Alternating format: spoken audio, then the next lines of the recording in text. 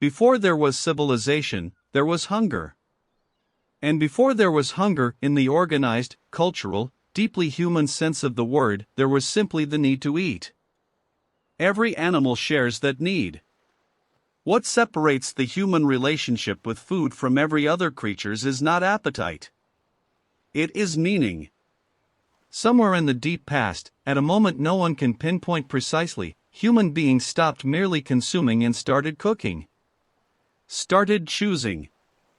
Started gathering around fire not just for warmth but for something that was already becoming ceremony, already becoming culture, already becoming the long complicated story that connects a Mesopotamian flatbread baked 4,000 years ago to the meal you had tonight. Food is the oldest human technology. Older than writing, older than cities, older than religion in any organized form.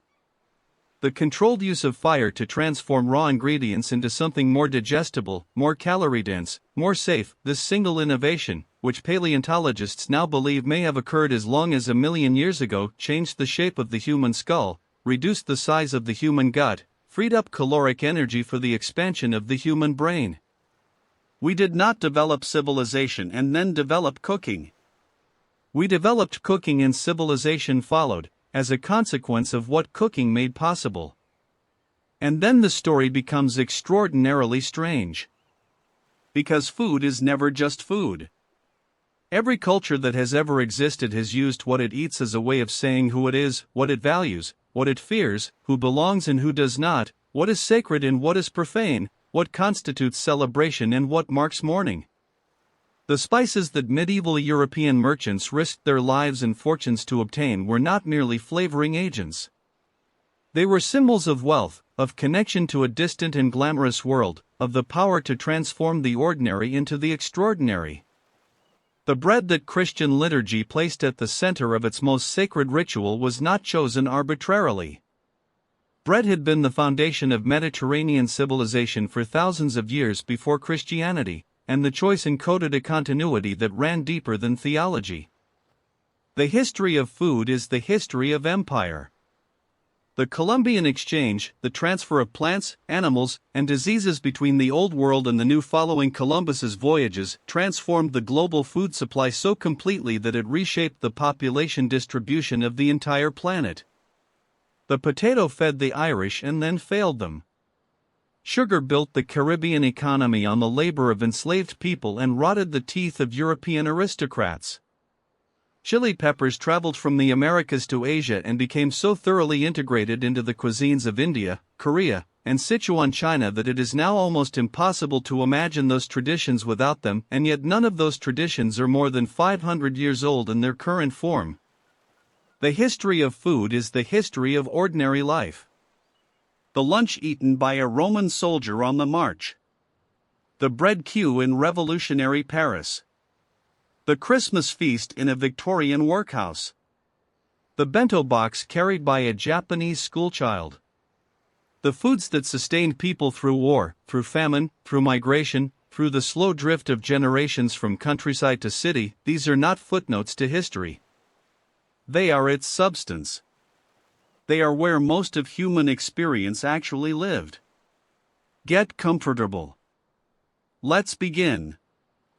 The controlled use of fire for cooking is, depending on which archaeological evidence one accepts, between 300,000 and 1 million years old, and its effects on human evolution were so profound that the anthropologist Richard Wrangham has argued, with considerable supporting evidence, that cooking did not merely accompany the development of Homo sapiens but caused it. Raw food requires enormous digestive effort. A chimpanzee, which eats raw food exclusively, spends approximately 6 hours per day chewing.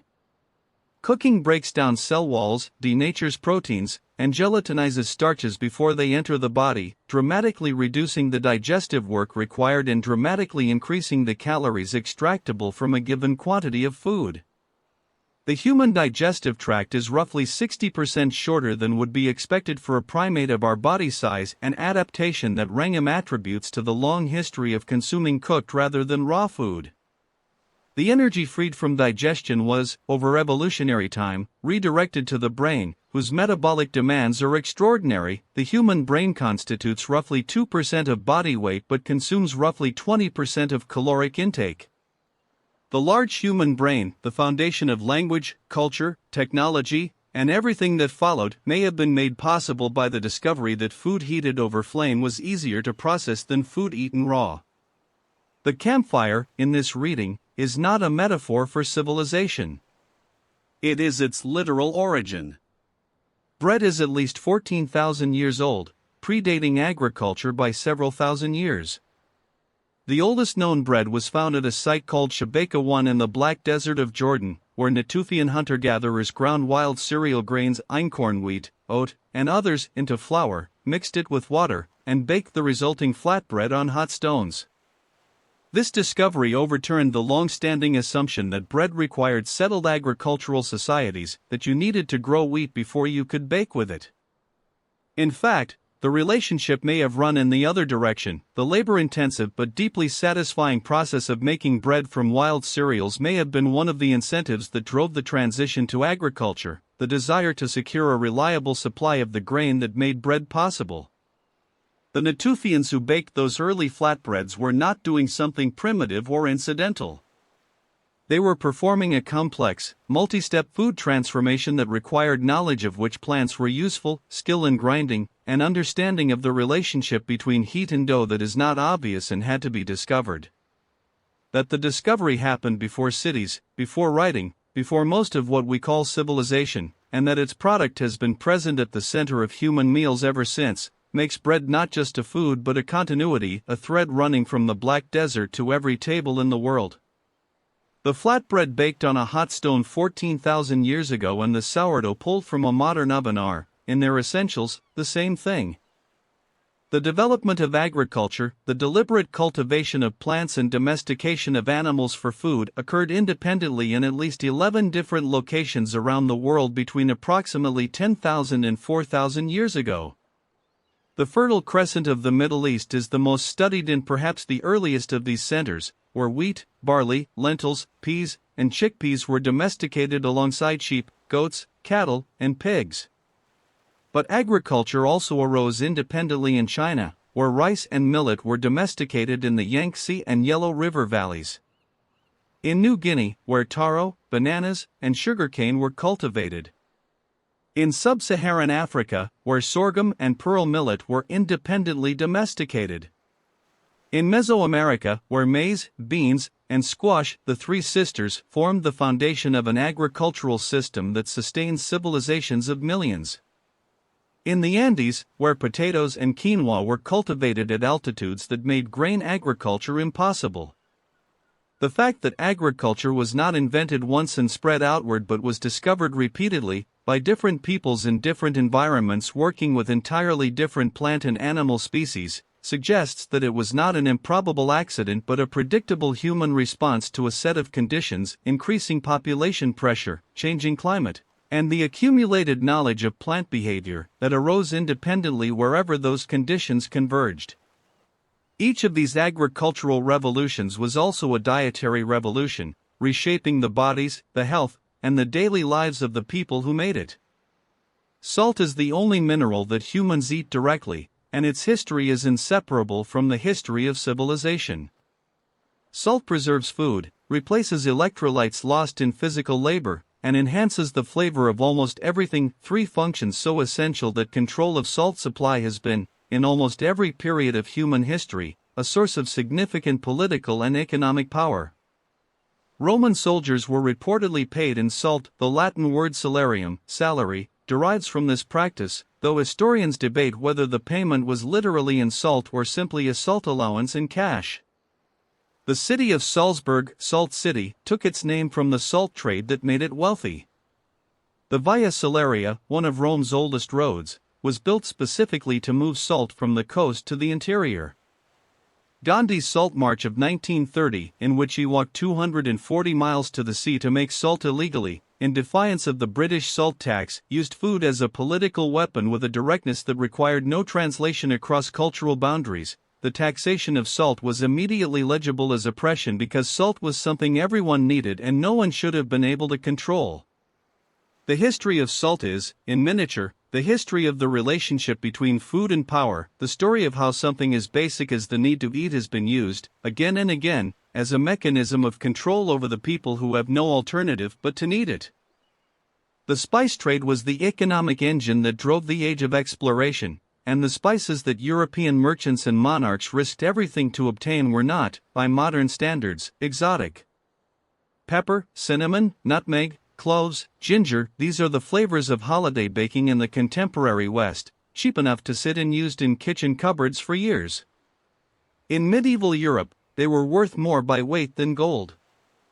The reasons were partly practical. Spices masked the flavor of meat that was beginning to turn in an era before refrigeration, and they were used extensively in medicine. But the deeper reason was symbolic. Spices came from the east, from India, from the spice islands of what is now Indonesia, along trade routes controlled by Arab and Venetian intermediaries who marked up the price at every stage. To possess spices was to possess a piece of the distant, glamorous, wealthy East. When the Portuguese navigator Vasco da Gama reached India by sea in 1498, breaking the Arab monopoly on the spice trade, the financial consequences reshaped the global economy within a generation. The entire structure of European exploration, Columbus, Magellan, da Gama, Cabot, was driven not by the desire for geographical knowledge but by the desire to find a cheaper way to get pepper. The discovery of the Americas was a navigational accident in the pursuit of a spice route. The world was remapped in the search for flavoring. Cheese is one of humanity's oldest biotechnologies, and its discovery was almost certainly accidental. The most widely accepted hypothesis is that early herders stored milk in pouches made from the stomachs of young ruminants, calves, kids, lambs, whose stomach lining contains rennet, an enzyme that causes milk to coagulate into curds and whey. The traveler who opened his stomach pouch at the end of a journey and found solid, sour curds instead of liquid milk was not encountering failure but invention. The earliest chemical evidence of cheesemaking dates to approximately 7,500 years ago, found in the residues of pottery from Poland, where traces of milk fat with the specific isotopic signature of processed dairy have been identified. But cheesemaking may be older still. The development of pottery itself, which provided vessels for storing and heating dairy, preceded cheese evidence by only a few centuries, suggesting that the two technologies were closely linked in their development. The variety of cheeses that human ingenuity has produced from this single accidental discovery, the hundreds of named varieties in France alone, the stretched curds of mozzarella, the blue-veined interior of Roquefort produced by penicillium mold, the hard-aged surfaces of Parmesan that concentrate flavor over years, represents one of the more extraordinary examples of cultural elaboration from a single technological starting point. Every cheese in the world is a variation on a mistake made by a herder who forgot to drink his milk and discovered that the forgetting had produced something better. The Roman Empire ran on a grain supply so large, so precisely managed, and so politically sensitive that its disruption could bring down governments. Rome at its height required approximately 6 million sacks of grain annually to feed its population, the great majority of which was imported from Egypt, North Africa, and Sicily. The annona, the grain supply, was managed by a dedicated government department whose responsibility for ensuring that bread remained available and affordable in Rome was among the most politically consequential jobs in the imperial administration. Free or subsidized grain was distributed to approximately 200,000 Roman citizens. The frumentatio, a program whose cost was enormous and whose political necessity was understood by every emperor who maintained it. The Roman investment in food security produced innovations in grain storage, the horia, the enormous state warehouses that lined the Tiber at Ostia, and in the logistics of bulk grain transport that would not be matched in scale until the 19th century. When the supply failed, when drought struck North Africa, when pirates disrupted the shipping lanes, when administrative breakdown interrupted the distribution, the political consequences were immediate and severe. The emperor who could not feed Rome could not survive. The bread dole that modern commentators often dismiss as paternalism was, in Roman political reality, the foundation of social stability, the acknowledgement, in flour and water, that the state owed its citizens something tangible, something they could hold, something they could eat. Sugar was, for most of human history, a luxury so extreme that it was used as medicine and kept under lock and key by apothecaries rather than sold as food. Sugarcane originated in New Guinea and spread through South and Southeast Asia, reaching the Middle East by the first millennium AD and Europe through the Crusades and Arab expansion. Medieval European recipes that use sugar treat it as a spice, a small, precious addition that announced the cook's access to expensive imported ingredients. Queen Elizabeth I of England was so fond of sugar that her teeth had rotted entirely black by middle age, a condition that was, paradoxically, a status symbol. Only the very rich could afford enough sugar to destroy their teeth. The transformation of sugar from luxury to commodity happened through one of the most brutal mechanisms in human history, the establishment of sugar plantations in the Caribbean and Brazil, worked by enslaved Africans transported across the Atlantic in conditions of deliberate inhumanity. By the 18th century, sugar was cheap enough that European working-class families were consuming it in tea and baked goods, the democratization of a luxury that had been built on a foundation of forced labor so vast and so violent that its demographic and cultural consequences are still present across the Atlantic world today. The sweetness that dissolved into European daily life was purchased at a price that the people who paid it had no say in setting. The potato arrived in Europe from the Andes in the late 16th century and spent approximately 200 years being viewed with suspicion before becoming the staple crop that transformed European nutrition and population growth. The Spanish brought potatoes back from Peru in the 1570s, where Andean civilizations had been cultivating hundreds of varieties at altitudes too high for any other significant food crop for thousands of years. European farmers were reluctant to adopt it. It was an underground crop associated in popular imagination with low-status food. It was not mentioned in the Bible. Its membership in the nightshade family made some people suspect it was poisonous. The conversion of European agriculture to potato cultivation happened gradually across the 17th and 18th centuries, driven partly by hunger and partly by the recognition that a field of potatoes produced more calories per acre than a field of grain.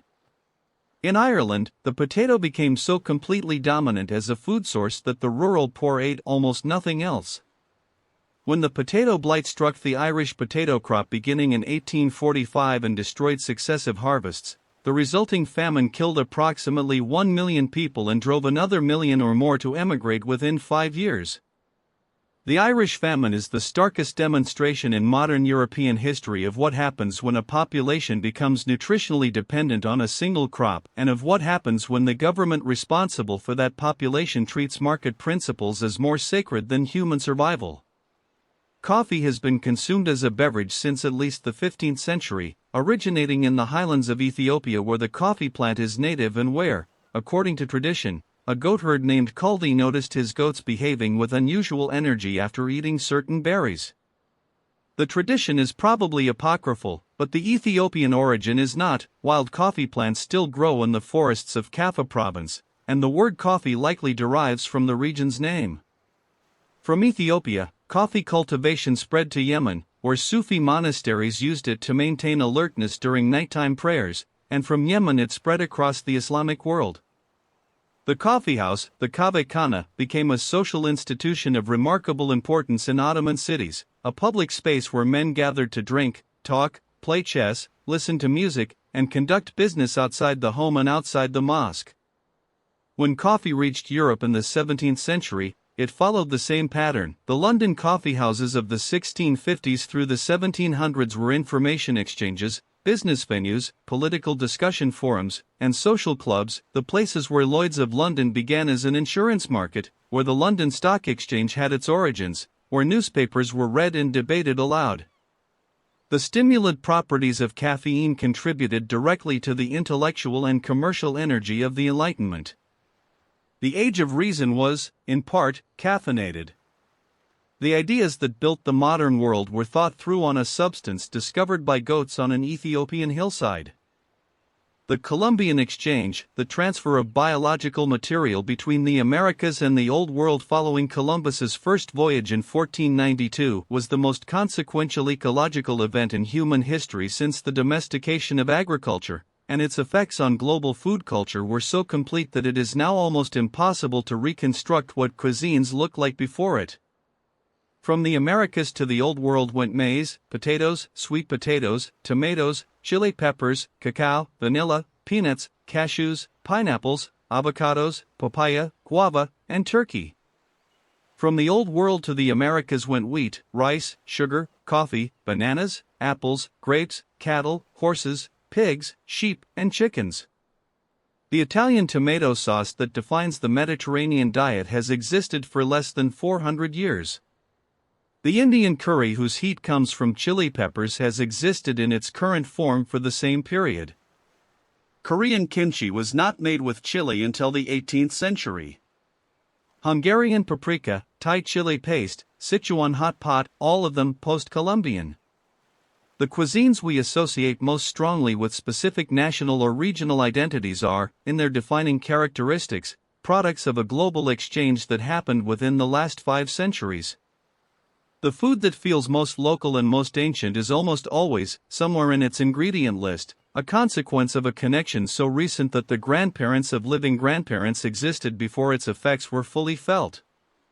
Fermentation is humanity's oldest food preservation technology, and its discovery, like so many of the most important discoveries in food history, was almost certainly accidental.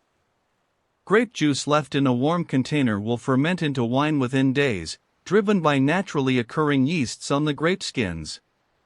Grain porridge left in a warm place will sour and carbonate. Milk left to warm will acidify and separate into something sharp and complex. The humans who first consumed these accidentally transformed foods were encountering something that tasted different, felt different, and in the case of alcohol, produced effects entirely unlike anything they had experienced before. The earliest chemical evidence of wine production dates to approximately 8,000 years ago, from clay vessels in Georgia in the South Caucasus. Beer residues have been found in pottery from the Zagros Mountains of Iran dating to roughly the same period. Some historians have proposed, controversially, that the desire for reliable fermented beverages was among the motivations for the transition to grain agriculture, that people began cultivating grain not primarily to make bread but to ensure a reliable supply for brewing. The hypothesis is not universally accepted, but the evidence that fermentation predates many aspects of what we call civilization is unambiguous. Humanity discovered altered consciousness before it discovered writing, before it discovered the wheel, possibly before it discovered settled living. The oldest human technologies, examined carefully, all point toward the same conclusion: we were always looking for ways to transform what the world gave us into something more. The medieval European kitchen was governed by a nutritional theory derived from ancient Greek medicine, the theory of the 4 humors, that shaped what was eaten, how it was prepared, and what combinations were considered dangerous or beneficial for centuries. Foods were classified as hot or cold, wet or dry, in various degrees, and the cook's task was to produce dishes whose humoral properties were appropriate to the diner's constitution, season, and health. Fish was cold and wet, appropriate for fasting and for those of phlegmatic temperament. Pepper was hot and dry, useful for correcting cold and wet conditions in the body. Salads were considered potentially dangerous because cold and wet foods consumed raw could chill the stomach and impede digestion. They were therefore served after other foods rather than before, and dressed with warming vinegar and oil to temper their dangerous qualities. This medical framework produced a cuisine that looked nothing like modern cooking. The lavish use of spices was not primarily about flavor but about therapeutic correction. The preference for white foods, white bread, white meat, dairy, reflected their association with moderation and balance. The strict hierarchy of foods, from the most noble game birds and large fish to the most base root vegetables that grew in the dark earth, encoded social values in the act of eating. Medieval food was not simply nourishment. It was medicine, theology, and social declaration consumed simultaneously at every meal, 3 times a day, without exception. The history of chocolate begins not with the sweet confection of modern consumption but with a bitter, frothy, Chile spiked ceremonial beverage drunk cold by Mesoamerican civilizations for at least 3,000 years before European contact. The Olmec, Maya, and Aztec cultures all used cacao, the seeds of the Theobroma cacao tree, in beverages that bore almost no resemblance to modern chocolate, and the cacao bean served simultaneously as currency, as ritual offering, and as a luxury good restricted by social hierarchy. The Spanish brought cacao back to Europe in the 16th century, where it was consumed initially as a beverage, still bitter and spiced, though Chile was progressively replaced by sugar and vanilla to suit European tastes. The addition of milk came later. Solid-eating chocolate was not developed until 1847, when the British firm Fry & Sons discovered that mixing cocoa powder with cocoa butter and sugar produced a paste that could be molded into a solid form. Milk chocolate followed in 1875, when the Swiss chocolatier Daniel Peter combined chocolate with condensed milk developed by his neighbor Henri Nestlé. The entire history of chocolate as most people know it, the smooth, sweet, milk-enriched solid bar that is among the most widely consumed foods in the developed world, is less than 150 years old.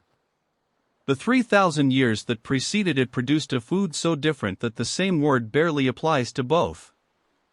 The history of tea is inseparable from the history of British imperialism, Chinese civilization, and one of the most extraordinary acts of corporate espionage in history.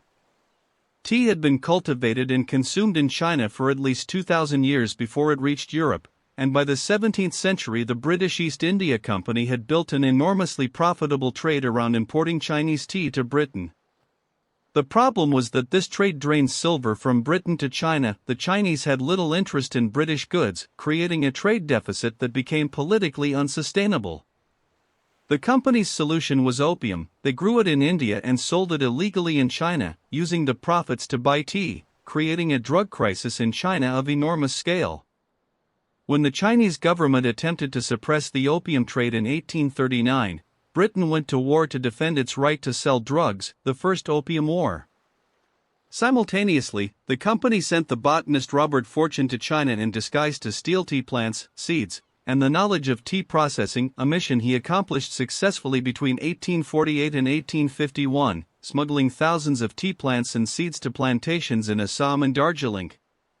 Within a generation, India had replaced China as the primary source of British tea. The cup of tea that is the most quintessentially British of cultural practices was built on opium wars, industrial espionage, colonial plantation labor, and the botanical theft of China's most closely guarded agricultural secret. It tastes, somehow, of none of this. The French Revolution was partly a food crisis. The harvest failures of 1788 produced bread prices so high that urban workers were spending upwards of 80% of their income on bread alone, leaving almost nothing for everything else. The bread queues of Paris in the spring and summer of 1789 were not merely inconveniences. They were daily encounters with the most basic form of state failure, the inability to ensure that the population could eat. The March on Versailles in October 1789, in which approximately 7,000 Parisian women marched 12 miles through the rain to confront the king, was triggered directly by bread shortages. The women who led that march are among the most consequential political actors of the revolutionary period, and their demands were concrete and immediate: bread, affordable bread, bread now. The revolutionary government that followed understood the political importance of food with a clarity born of direct experience. Price controls on bread, the maximum general that fixed the prices of essential goods, were among its most controversial economic interventions. When the maximum was repealed in December 1794, bread prices immediately tripled. The French Revolution was, among many other things, an argument about who controlled the food supply and whether the state had an obligation to ensure that its citizens could eat. The argument was made with pitchforks and with pamphlets and with the march of thousands of hungry women through the October rain, and it was not answered cleanly then, and has not been answered cleanly since. Ice cream has a history considerably more complicated than its current ubiquity suggests, and the story of how a luxury food of the aristocratic elite became the democratic confection of the industrial world is one of the more interesting narratives in food history. Frozen desserts, mixtures of snow or ice with fruit, honey, or other flavorings, were consumed in ancient China, ancient Persia, and by Roman emperors who had snow brought from mountain peaks. The Italian gelato tradition developed from Arab-influenced frozen desserts introduced to Sicily, and the French sorbet and the English cream ice followed as court confections in the 17th century. What prevented ice cream from becoming widely available was simple: ice. Before mechanical refrigeration, ice was a luxury commodity that had to be cut from frozen ponds and lakes in winter, stored in insulated icehouses, and transported expensively to wherever it was needed. The American ice trade of the 19th century, built by the Boston entrepreneur Frederick Tudor, who began shipping ice from New England ponds to tropical markets, made ice commercially available on a wider scale. Mechanical refrigeration made it available to everyone. The ice cream cone, invented at the 1904 St. Louis World's Fair, where an ice cream vendor allegedly ran out of dishes and a neighboring waffle vendor rolled his waffles into cones to help democratize the dessert completely. The entire history of ice cream is the history of cold, who had access to it, at what cost, and what they chose to do with it when they finally did. The invention of canning was driven directly by military necessity, and its development represents one of the clearest examples in food history of technology shaped by the demands of organized violence. Napoleon Bonaparte, whose armies were being defeated not by enemies but by hunger and disease on extended campaigns, offered a prize in 1795 for anyone who could devise a method of preserving food for military use. The prize was claimed in 1809 by a French chef named Nicolas Appert, who discovered empirically, without understanding the bacteriological mechanism, which Pasteur would not explain for another 50 years, that food sealed in glass jars and heated sufficiently would not spoil. Tin canisters replaced glass jars for military use shortly afterward, and the tin can was patented in Britain in 1810. The can opener was not invented until 1858. For the intervening 48 years, soldiers and explorers opened cans with chisels and hammers, and occasionally with bayonets. Canning made it possible to feed armies in the field, to supply ships on long voyages, and eventually to provide urban working-class families with preserved vegetables and meat at prices previously impossible. It also made the industrialization of food production possible. The canning factory was among the first food processing facilities to apply industrial methods to the preparation and preservation of food at scale, beginning a transformation of the human food system whose endpoint has not yet been reached. The food system that feeds the modern world begins, in significant part, with Napoleon's hunger. The history of famine is a history that overwhelmingly implicates human decision-making rather than natural disaster. Crop failures, droughts, and floods create conditions of food scarcity.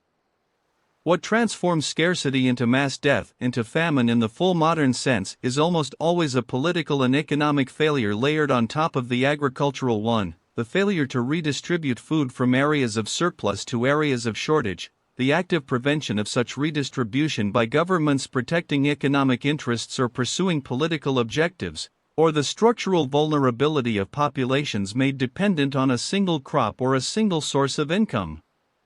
The economist Amartya Sen demonstrated in his landmark 1981 analysis that famines have never occurred in functioning democracies, a finding that points to political accountability as the critical variable between food crisis and mass death.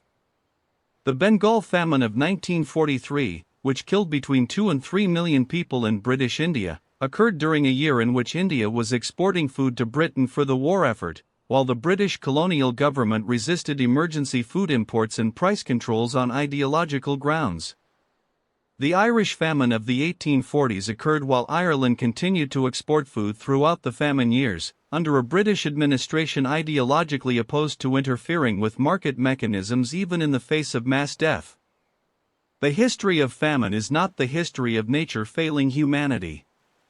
It is, with disturbing consistency, the history of humanity choosing not to prevent what it had the means to prevent. The cookbook is one of the oldest literary genres in existence, and the earliest surviving examples reveal food cultures of surprising sophistication. 3 cuneiform tablets dating to approximately 1700 BC, found in Mesopotamia and now held at Yale University, contain what are believed to be the oldest written recipes in the world, instructions for approximately 40 dishes including broths, stews, and preparations of meat and vegetables. The recipes are professional in character, terse and precise, apparently intended for trained cooks rather than domestic beginners.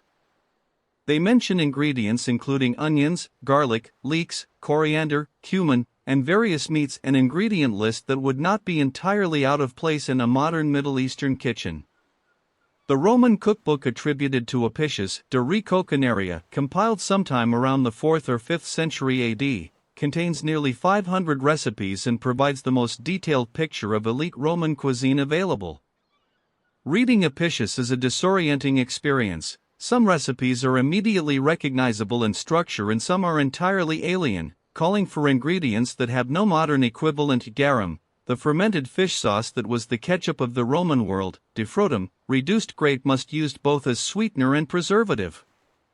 The cookbook as a genre has changed enormously across 4,000 years of culinary writing. What has not changed is its fundamental purpose: the transmission of knowledge about how to transform raw materials into something worth eating, and the implicit claim that such transformation is worth writing down at all.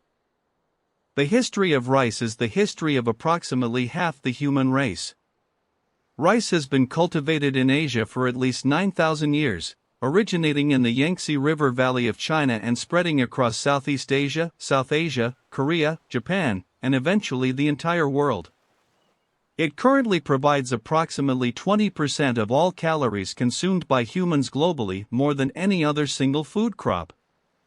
The paddy field system of flooded rice cultivation that characterizes much of Asian agriculture is one of the most labor-intensive food production systems ever developed, requiring the construction and maintenance of elaborate terrace and irrigation systems, careful water management across the entire growing season, and the coordinated labor of entire communities during planting and harvest.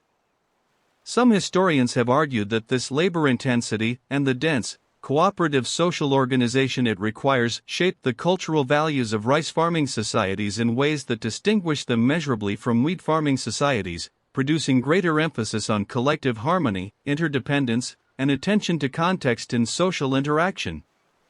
The hypothesis is controversial and contested. What is uncontested is that the civilizations that built their food systems around rice, China, Japan, Korea, India, Southeast Asia, produced some of the most sophisticated, densely populated, and culturally rich societies in human history. The grain at the center of those societies deserves a place in the story of human civilization that it is not always accorded in histories written from a Western perspective and organized around a different staple entirely. The development of modern food preservation through refrigeration transformed human life so completely that it is now almost impossible to imagine the food world that preceded it. Before mechanical refrigeration, which became commercially viable in the second half of the 19th century and domestically widespread in the first half of the 20th, the preservation of food required salt, smoke, fermentation, sugar, drying, or the seasonal availability of natural ice. The implications for daily life were enormous. Shopping had to happen daily because most foods could not be kept safely, diets were radically seasonal and geographically constrained, the risk of food poisoning was a constant presence, and summer months in cities were periods of genuine danger from foodborne illness. The refrigerator did not merely change how food was stored. It changed what food was available, when, and from where.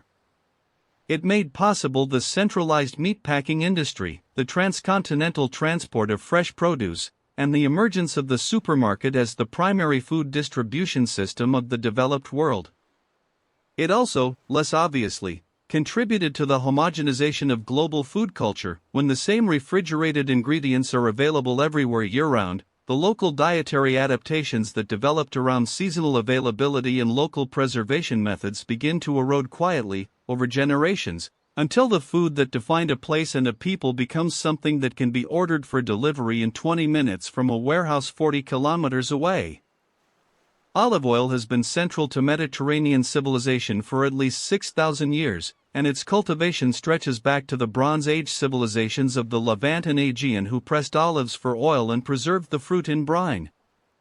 The olive tree lives with a patience that makes human timescales feel provisional, Individual trees have been dated to over 2,000 years old, and there are trees in the groves of Greece, Italy, and Palestine that were already old when Rome was young. The oil they produce was not, in the ancient Mediterranean world, merely a cooking fat. It was lamp fuel, medicine, soap, a medium for the infusion of perfumes, an athletic preparation rubbed into the bodies of Greek competitors before games, and a religious substance poured in libation to the gods. The economic importance of olive oil in ancient Mediterranean civilizations was comparable to the importance of petroleum in modern industrial ones, a single commodity so central to every aspect of daily life that its supply and price affected everything else. The amphorae that carried olive oil across the Roman Mediterranean, tens of millions of them, piled in the harbor warehouses of Ostia and Alexandria and Carthage, were among the most traded objects in antiquity. The mountain of broken amphora shards outside Rome, the Monte Testaccio, is composed almost entirely of the containers that brought Spanish olive oil to the capital across centuries. It stands 45 meters high. The trees that filled those containers are still producing. The Silk Road was not only a conduit for silk. It was a food road, a pathway along which ingredients, techniques, crops, and culinary traditions moved between the civilizations of China, Central Asia, the Middle East, and eventually Europe for more than 1,000 years. Grapes and wine traveled east from Persia to China. Peaches and apricots traveled west from China to the Mediterranean. Buddhism traveled from India to China along with the vegetarian dietary practices that would shape Chinese monastic cuisine for centuries. Islam traveled from Arabia to Central Asia and Southeast Asia with dietary requirements that transformed food cultures across an enormous geographic range. The noodle, whose origins are disputed between China, the Arab world, and Italy, with each claiming priority, may represent a convergent food evolution that occurred independently in multiple places, or it may represent a transfer along trade routes that happened too early and too gradually to be traced with certainty. What is clear is that the exchange of food knowledge along these ancient corridors was continuous, multidirectional, and consequential. The cuisines of the Silk Road's entire length, Persian, Uzbek, Afghan, Indian, Chinese, share ingredients, techniques, and flavor profiles whose similarities reflect centuries of exchange, and whose differences reflect the local adaptations that make each tradition distinctly and irreducibly itself. The road was a kitchen as much as it was a market. The history of wine begins in the South Caucasus, modern Georgia, Armenia, and Azerbaijan, where chemical evidence of wine production has been found in pottery dating to approximately 8,000 years ago. The wild grape Vitis vinifera sylvestris, ancestor of all cultivated wine grapes, grew across a broad range from the Caucasus to the Mediterranean, but it was in the Caucasus that the deliberate cultivation and fermentation of grapes appears to have begun. From there, viticulture spread westward through Anatolia, the Levant, Egypt, and eventually the entire Mediterranean world. The Greeks and Romans treated wine not as an occasional luxury but as a dietary staple, diluted with water and consumed daily, regarded as safer than water in a world where waterborne disease was a constant threat.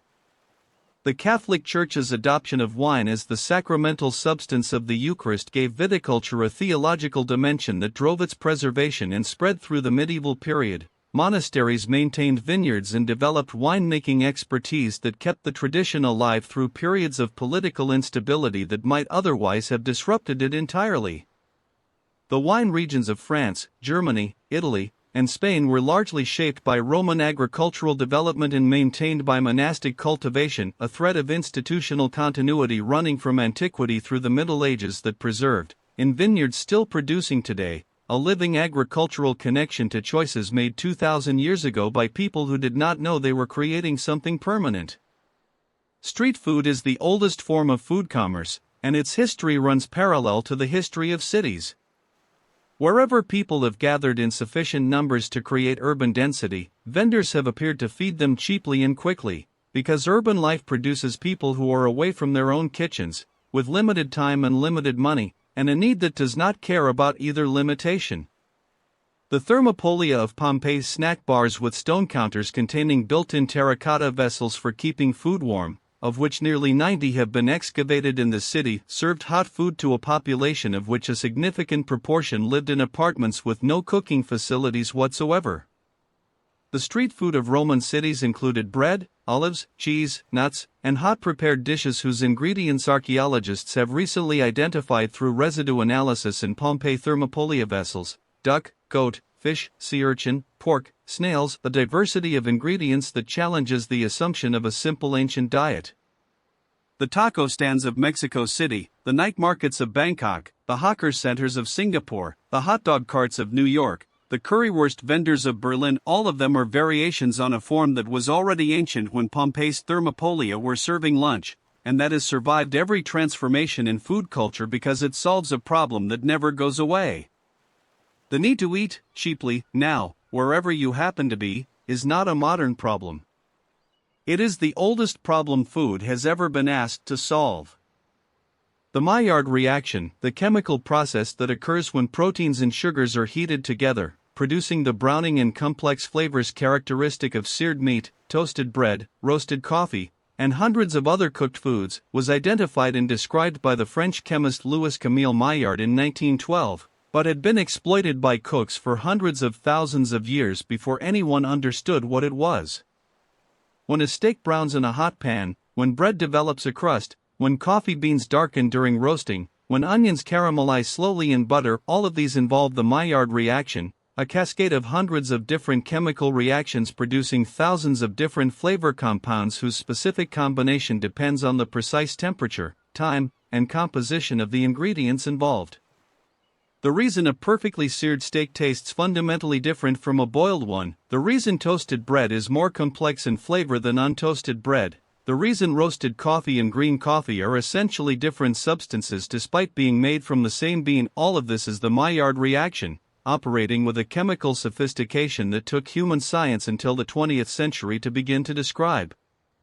Human palates had been evaluating and selecting for its products since the first time an ancestor held a piece of meat close enough to a fire for something interesting to happen at the surface. Cooking, at its most fundamental level, is applied chemistry. The discovery was made empirically, by people who could not have named what they were doing, and it worked anyway. The history of the restaurant as a social institution is surprisingly recent and surprisingly French.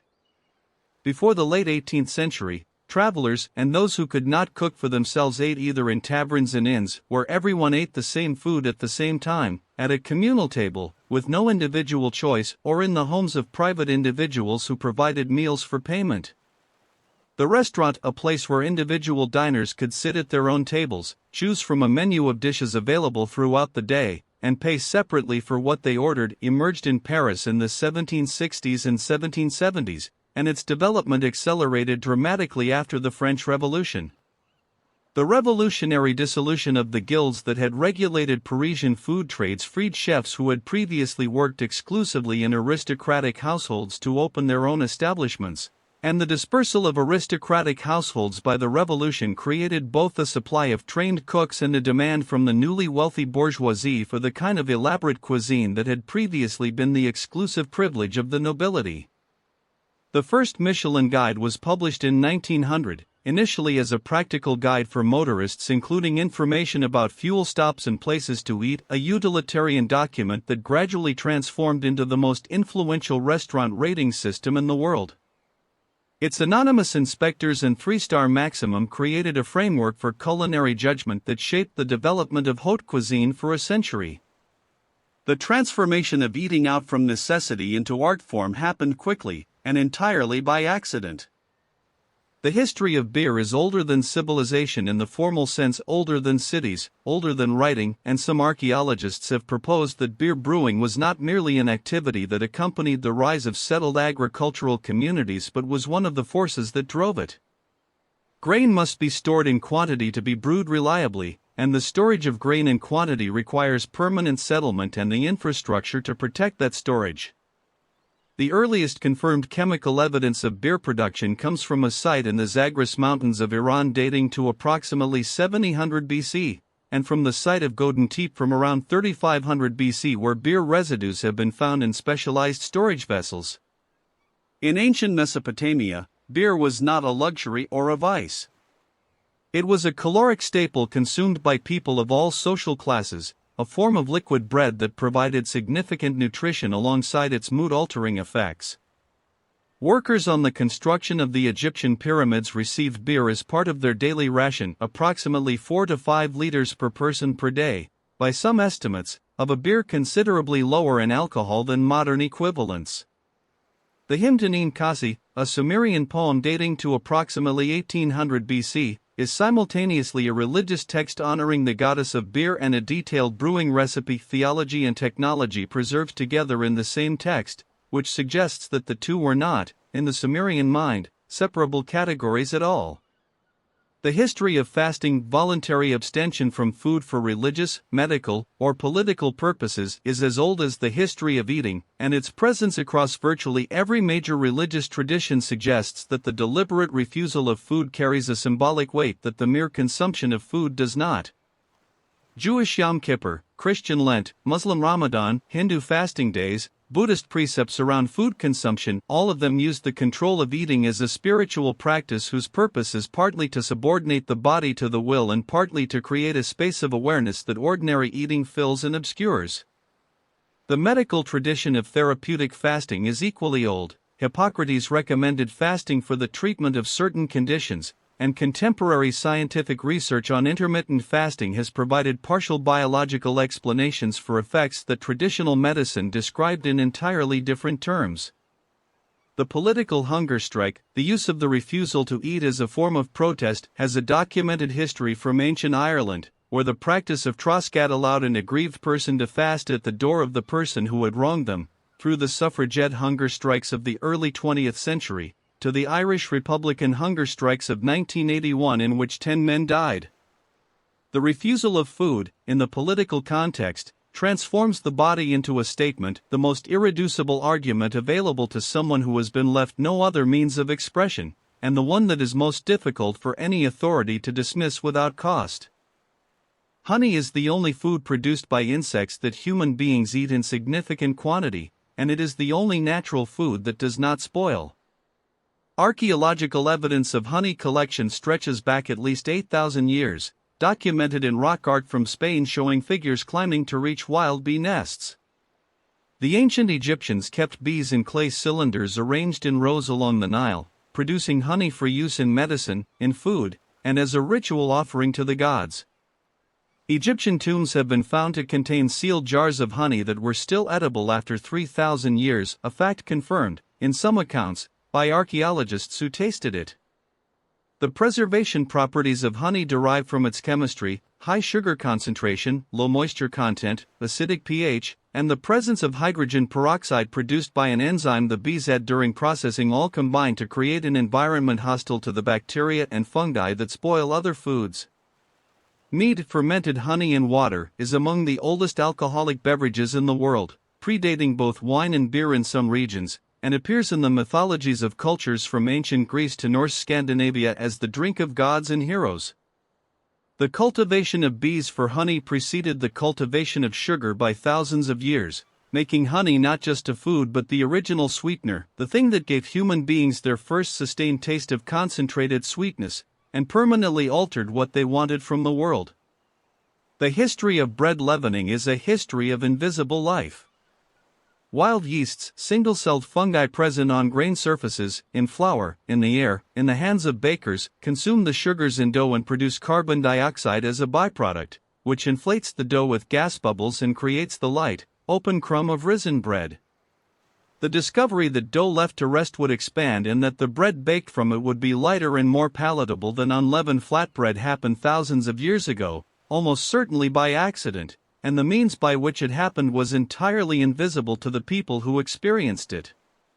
For most of human history, bakers did not know that yeast existed.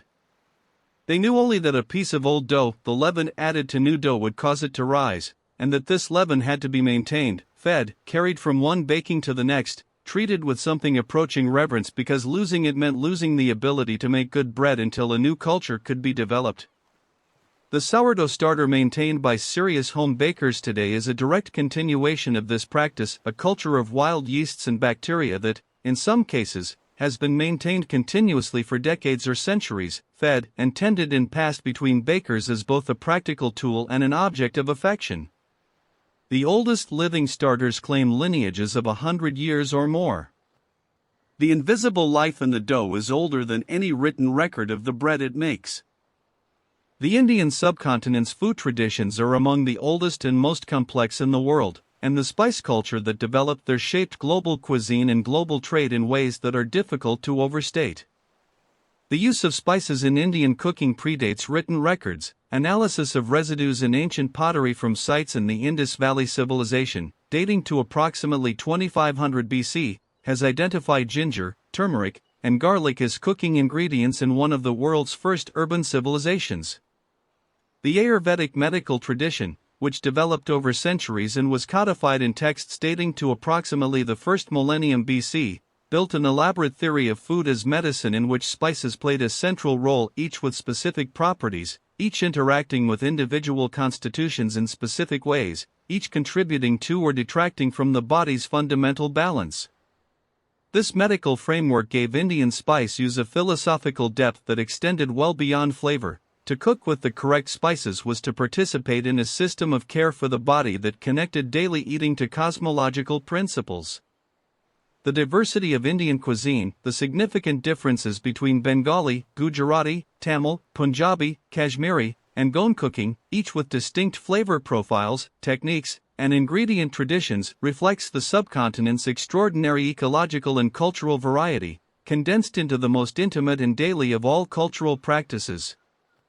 The history of saltcod, bacalhau in Spanish, bacalhau in Portuguese, bacala in Italian, moru in French, is the history of the North Atlantic economy, European colonialism, and the feeding of enslaved populations in the Caribbean, compressed into a single preserved fish. Atlantic cod, dried and salted until it achieved a shelf life of years, was the protein that made long ocean voyages possible in the age of sail. It could be carried on ships without refrigeration and provided substantial nutrition for crews on months-long voyages. The Grand Banks off Newfoundland, where cod gathered in numbers that early European visitors described as so dense the fish could be lifted from the water in baskets, were being fished by Basque fishermen possibly before Columbus's voyages, making the cod fishery one of the earliest and most consequential of European activities in the New World. Salt cod fed the enslaved populations of Caribbean sugar plantations, cheap protein produced in one colonial territory to sustain the labor force of another.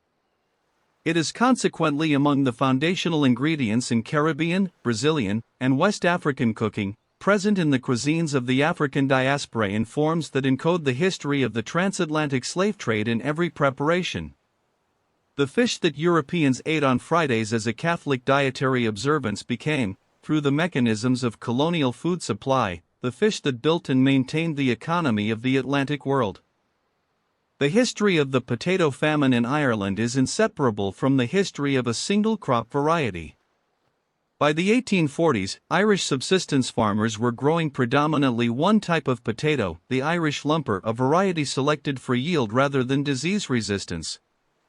The monoculture that resulted made the entire Irish food supply vulnerable in a way that a more diverse cultivation would not have been. When Phytophthora infestans arrived from North America in 1845, it spread through the Irish potato fields with a speed and completeness that a more varied cultivar mix might have resisted.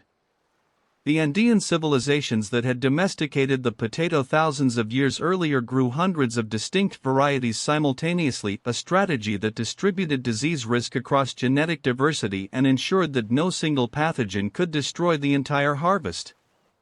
The Irish had not inherited this diversity with the crop, they had inherited a single variety, selected for European growing conditions, and planted it in quantities that left no margin. The lesson of the famine, that agricultural monoculture creates catastrophic vulnerability, has been learned and forgotten repeatedly in the centuries since. The banana we eat today, the Cavendish variety, replaced the Gros Michel variety that was wiped out by Panama disease in the 1950s. The same pathogen that threatens the Cavendish today is already present in banana plantations across the world. The famine is not only history.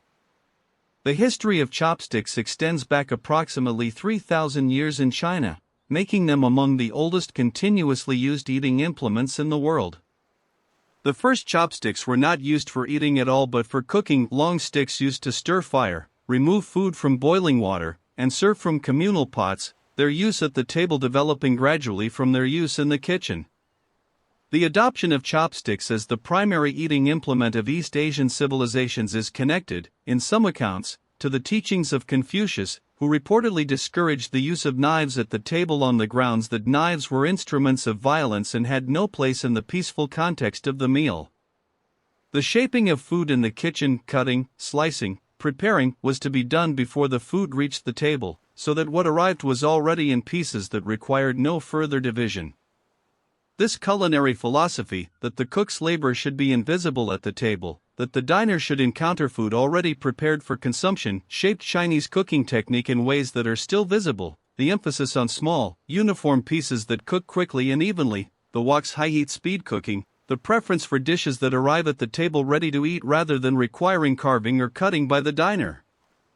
An eating implement shaped a cuisine, and the cuisine shaped a culture's relationship to the act of eating itself. The history of fermented fish sauces is the history of a flavor that appears, independently and persistently, in almost every coastal food culture in the world. Garum, the Roman fermented fish sauce produced by layering fish with salt and allowing the mixture to liquefy over months, was the most ubiquitous condiment in the ancient Mediterranean world, present in almost every Roman recipe and traded across the empire and amphorae whose distribution archaeologists used to map Roman commercial networks. It was not, to modern noses, pleasant in its raw form, but its role in Roman cooking was not dissimilar to the role of soy sauce in Asian cooking or of Worcestershire sauce in British cooking, a concentrated umami agent that enhanced the savory depth of dishes without announcing its own presence. The disappearance of garum from European cooking after the fall of Rome represents one of the genuine flavor losses of the ancient world. The particular depth it gave to Roman cuisine has no direct modern equivalent, though anchovy paste and certain Southeast Asian fish sauces approach it. That fish sauce was independently developed in ancient Greece, ancient Rome, ancient China, medieval Southeast Asia, and various coastal cultures throughout history suggests that the umami quality it provides, the savory depth that glutamates produce on the human palate, is not culturally specific but physiologically universal. We are all, it seems, looking for the same depth, and finding it in the same fermented darkness. The development of agriculture permanently changed the human body in ways that were not entirely beneficial. Before agriculture, human hunter-gatherers consumed a highly diverse diet of wild plants, game, fish, and gathered foods whose variety provided broad nutritional coverage and whose physical demands, the effort of chewing tough, fibrous, unprocessed foods, maintained dental and jaw health. The transition to grain-based agriculture narrowed the diet, increased reliance on carbohydrates at the expense of protein and micronutrient diversity, and introduced the dental decay that becomes dramatically visible in the skeletal record of early agricultural populations compared to the hunter-gatherers who preceded them. Average stature declined at the transition to agriculture, a finding documented in skeletal records from multiple independent agricultural transitions in different parts of the world, as dietary diversity was sacrificed for dietary reliability. The agricultural revolution was, from a purely nutritional standpoint, a step down in diet quality in exchange for a step up in caloric predictability. The people who made that exchange did not make it freely, they made it because population growth had made the return to hunter-gatherer diets impossible, because the agricultural landscapes they had created no longer supported the wild food density that foraging required. Civilization was purchased, in part, with smaller bodies, worse teeth, and a narrower relationship with the extraordinary nutritional variety that the undomesticated world had once provided. The tomato's journey from obscure South American fruit to the defining ingredient of Italian, Spanish, and Greek cuisine is one of the stranger stories in food history, involving approximately 2 centuries of European suspicion before acceptance. The tomato arrived in Europe from Mesoamerica in the 16th century and was initially regarded with a combination of curiosity and caution. Its membership in the nightshade family, whose other members include deadly nightshade, contributed to the suspicion. The leaves and stems are indeed toxic. The fruit, it was eventually established, is not, though the acidic tomato reacting with the lead in the pewter plates common in wealthy European households may have contributed to cases of apparent tomato poisoning that reinforced the caution. The tomato spent roughly a century as an ornamental plant in European gardens before anyone thought seriously about eating it, and when it was eaten first in Spain and Portugal and Italy, the countries with the most direct contact with the Americas and the least ideological resistance to new foods. The tomato sauce that Italians applied to pasta began to appear in cookbooks only in the 18th century. The pizza as we know it dates to approximately the same period. The tomato, now so integrated into Italian food culture that it functions as a national symbol, has been Italian for less than 300 years. Every food culture has its tomatoes, ingredients so thoroughly adopted that their foreign origin becomes impossible to imagine, their absence from the tradition unthinkable. The history of food preservation through smoking is at least as old as fire itself, and its discovery was almost certainly a consequence of the same campfires that first cooked food.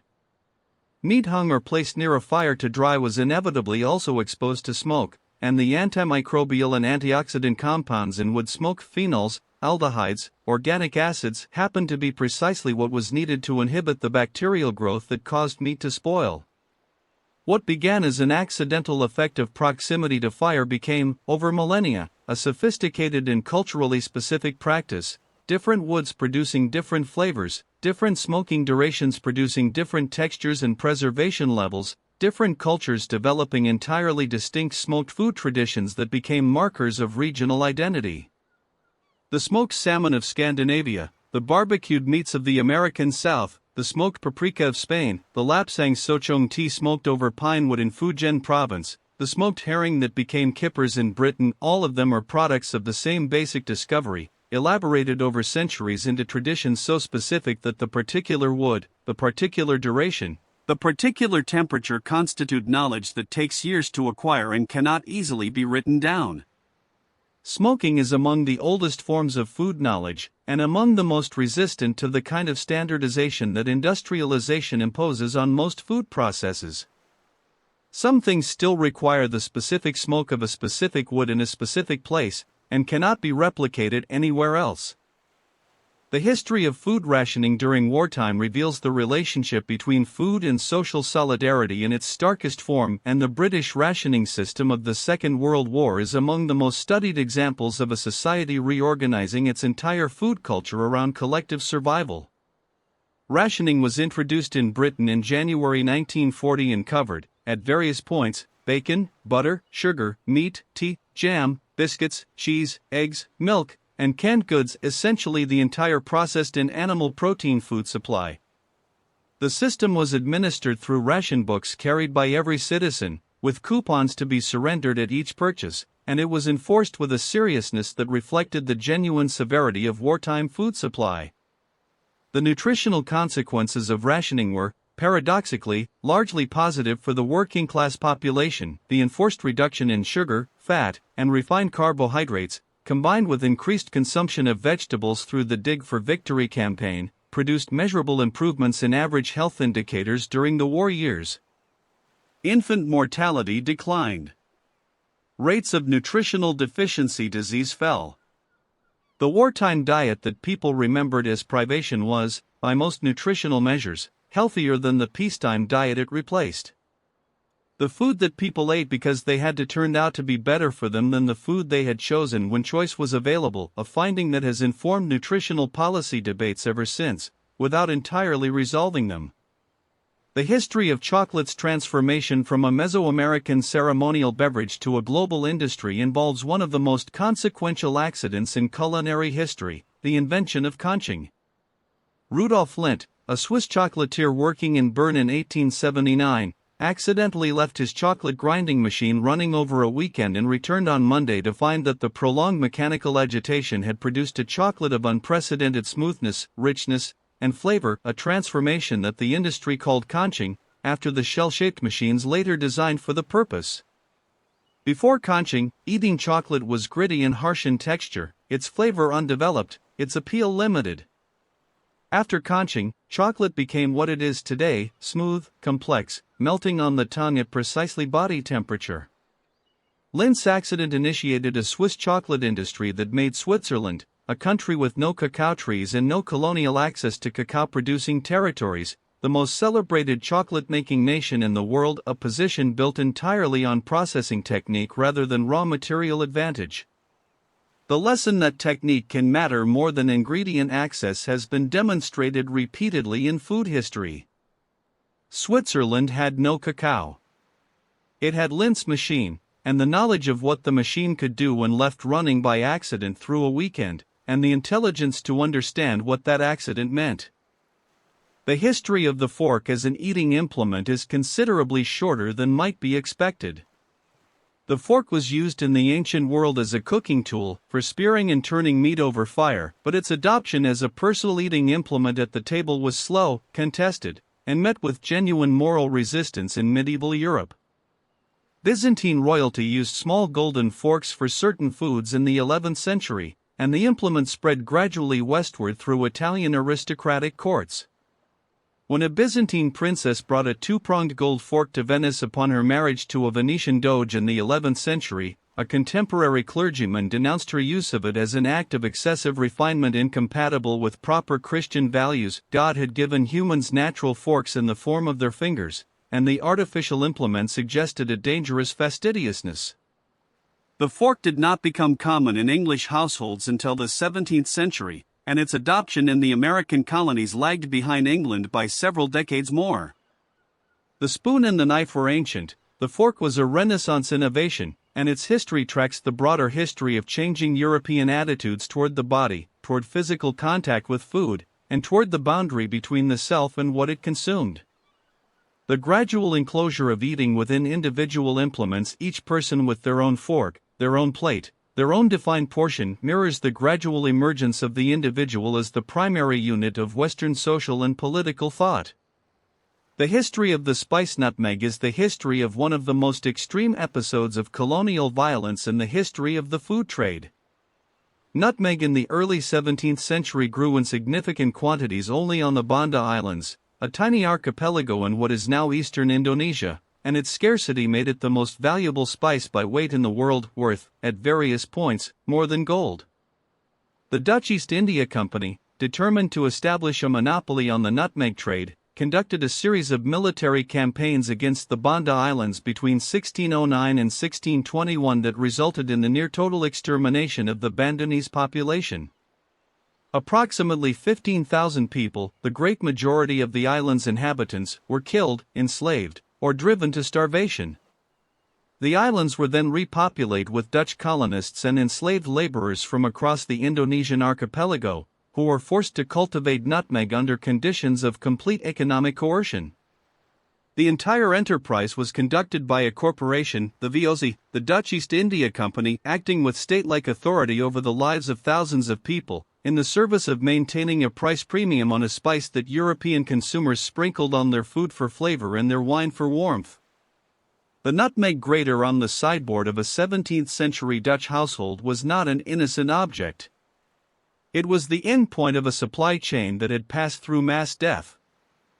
The history of cheese in France is also, in part, a history of French national identity and Charles de Gaulle's famous complaint that it was impossible to govern a country that had 246 varieties of cheese was a recognition, however frustrated, of a genuine truth about the relationship between food diversity and political fragmentation. French cheese culture is hyperlocal in a way that resists standardization. The terroir, the specific combination of soil, climate, grass, and local bacterial culture that produces a Camembert de Normandie or a Roquefort or a Comte cannot be reproduced elsewhere, and the protected designation of origin system that governs French cheese production reflects a legal acknowledgement that some foods are inseparable from the specific places that make them. The industrialization of cheese production in the 20th century, the development of pasteurized, standardized, factory-produced cheese, was experienced in France as a cultural threat as much as an economic development. The raw milk cheeses that French cheesemakers defended against European food safety regulations in the 1990s were not simply dairy products. They were living cultures maintained over centuries, products of specific landscapes and specific human knowledge, irreplaceable if lost. The fight over French raw milk cheese is the fight over whether places are allowed to remain themselves in a world that is constantly discovering that uniformity is more efficient than variety. The history of the banana as a global commodity crop is the history of corporate power, political intervention, and biological vulnerability compressed into the world's most recognizable fruit. The United Fruit Company, founded in 1899 through the merger of various American tropical fruit enterprises, became one of the most powerful corporations in the world in the early 20th century, controlling vast plantations in Central America, the Caribbean, and South America, operating its own railroads and telegraph networks, and exercising political influence over the governments of what it called, with no apparent irony, banana republics. The company used its influence to maintain favorable tax and land treatment, and when governments attempted to reform the arrangements, it used its connections to the United States government to facilitate their removal. The 1954 CIA-backed coup that overthrew the democratically elected Guatemalan president Jacobo Arbenz, who had attempted to expropriate and used United Fruit Company land for redistribution to landless peasants, was supported in part because United Fruit's shareholders included senior American government officials and because the company lobbied aggressively for intervention. The banana that arrives in the supermarket at a price so low that it is often cheaper than locally grown fruit carries within it the entire history of that arrangement, the plantation labor, the political manipulation, the corporate power that shaped Central American history for half a century, all compressed into a fruit that most people buy without thinking about where it comes from or what it cost. The history of processed food begins earlier than is commonly assumed, and the boundary between natural and processed food has always been more permeable than the modern debate about it suggests. Every food that has been cooked, salted, dried, smoked, fermented, or otherwise transformed from its raw state is, in some sense, processed, and by this definition, human beings have been eating processed food since they first discovered fire. The specific form of food processing that the contemporary debate addresses, the industrial manufacture of food products from multiple refined ingredients, with additives for preservation, flavor enhancement, texture modification, and shelf life extension, began in earnest in the late 19th century with the canning industry, accelerated with the development of industrial bread making and margarine production, and reached its current scale in the post-World War II period of rapid food industrialization. The Brazilian epidemiologist Carlos Monteiro developed the Nova Food Classification System in 2009, which introduced the term ultra-processed food to describe products manufactured from industrial ingredients with little or no whole food content. His classification correlates consumption of ultra-processed foods with increased rates of obesity, type 2 diabetes, cardiovascular disease, and certain cancers in epidemiological studies across multiple countries. The debate about what these correlations mean causally is ongoing. What is not debated is that the food system has changed more in the last 80 years than in the previous 8,000, and that the consequences of that change are still being understood. The history of the Japanese bento box, the portable, compartmentalized meal carried to work, school, or travel, is a history of aesthetics elevated to the level of daily practice over several centuries. The word bento appears in Japanese records as early as the Azuchi Momoyama period of the late 16th century, though portable meals were certainly carried before the word existed. The elaborate lacquered bento boxes developed during the Edo period, with their fitted compartments and refined presentation, transformed the portable meal from a practical convenience into an aesthetic practice, the arrangement of food in the box governed by principles of color balance, seasonal appropriateness, and visual harmony that connected the meal to broader Japanese aesthetic values. The modern kairaben character bento, in which rice and vegetables and proteins are shaped and arranged into elaborate depictions of cartoon characters, animals, and landscapes for children's school lunches, represents the contemporary continuation of this tradition, the investment of significant time and skill in the presentation of a meal that will be eaten in a school cafeteria in 20 minutes. The bento box is, in this sense, a daily performance of care made visible, a message communicated through food to someone who will receive it, open it, and understand, in the arrangement of its contents, something that no other medium could convey with the same intimacy.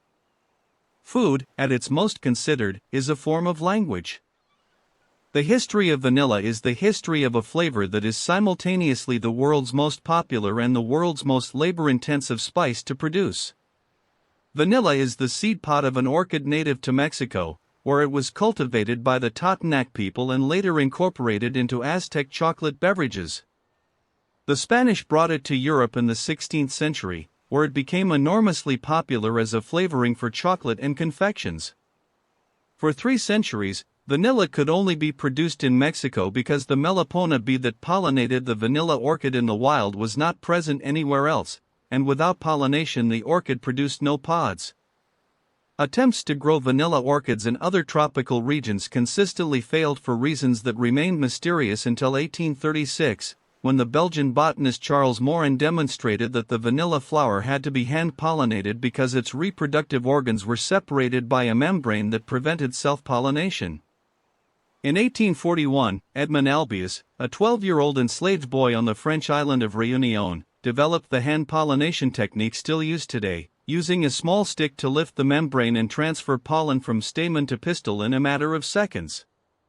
His discovery made vanilla cultivation possible anywhere in the tropics, breaking the Mexican monopoly and making vanilla affordable to the world.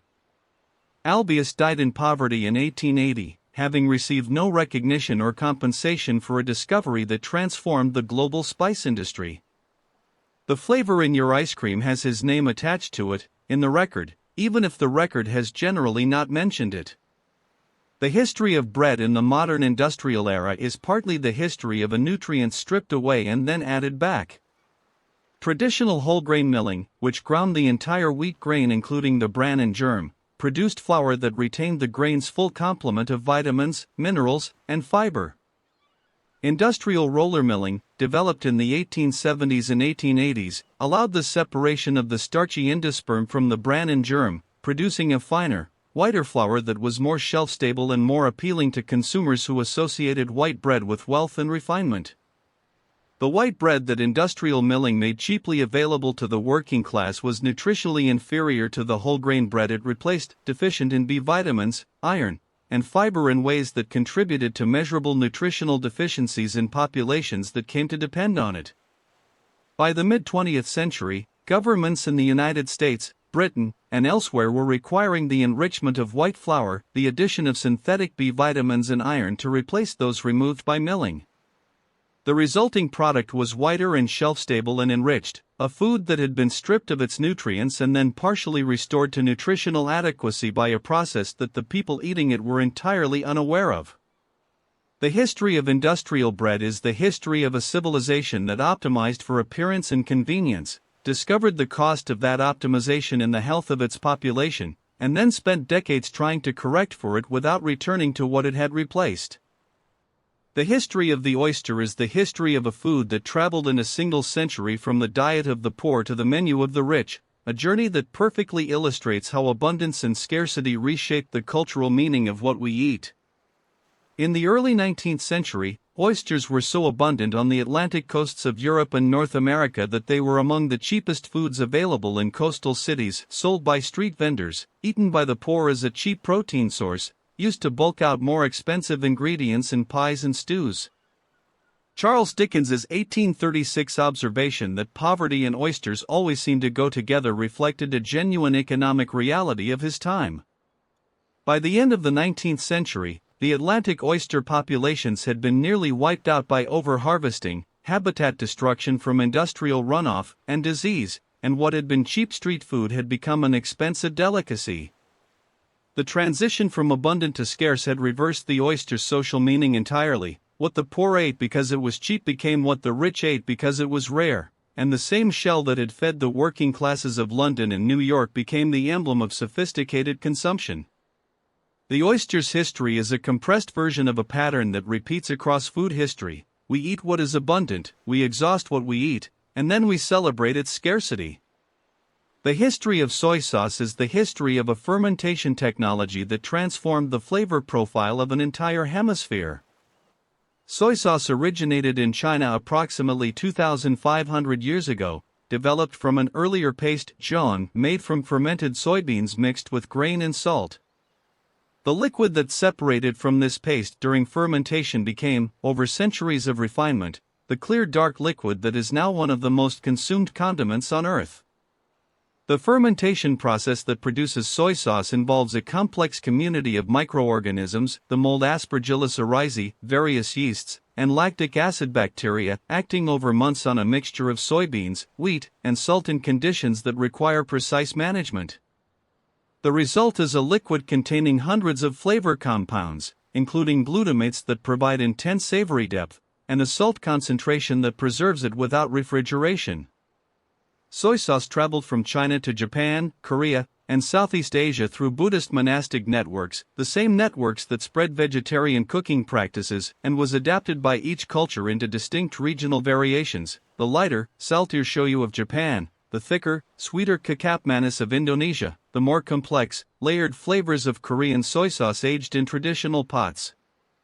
The single fermentation technology, adapted across 2 millennia and a dozen cuisines, produced the umami backbone of half the world's cooking. The history of food in space is the history of a fundamental problem. How do you provide human beings with adequate, appealing, safe nutrition in an environment for which no food technology was ever designed?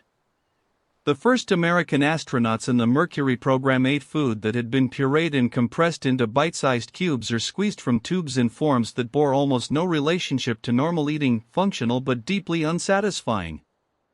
NASA quickly discovered that food morale was a significant factor in crew performance and began investing in making space food more recognizable as actual food rather than as caloric delivery systems. The problem of eating in zero gravity, where crumbs, liquid droplets, and food particles float freely and can damage equipment or be inhaled, shaped space food development for decades. Foods had to be cohesive enough not to fragment, liquid enough to be eaten without conventional cutlery, and stable enough for months without refrigeration. The tortilla, which produces no crumbs, became the preferred bread substitute on the International Space Station, a dietary adoption driven entirely by physics rather than cultural preference.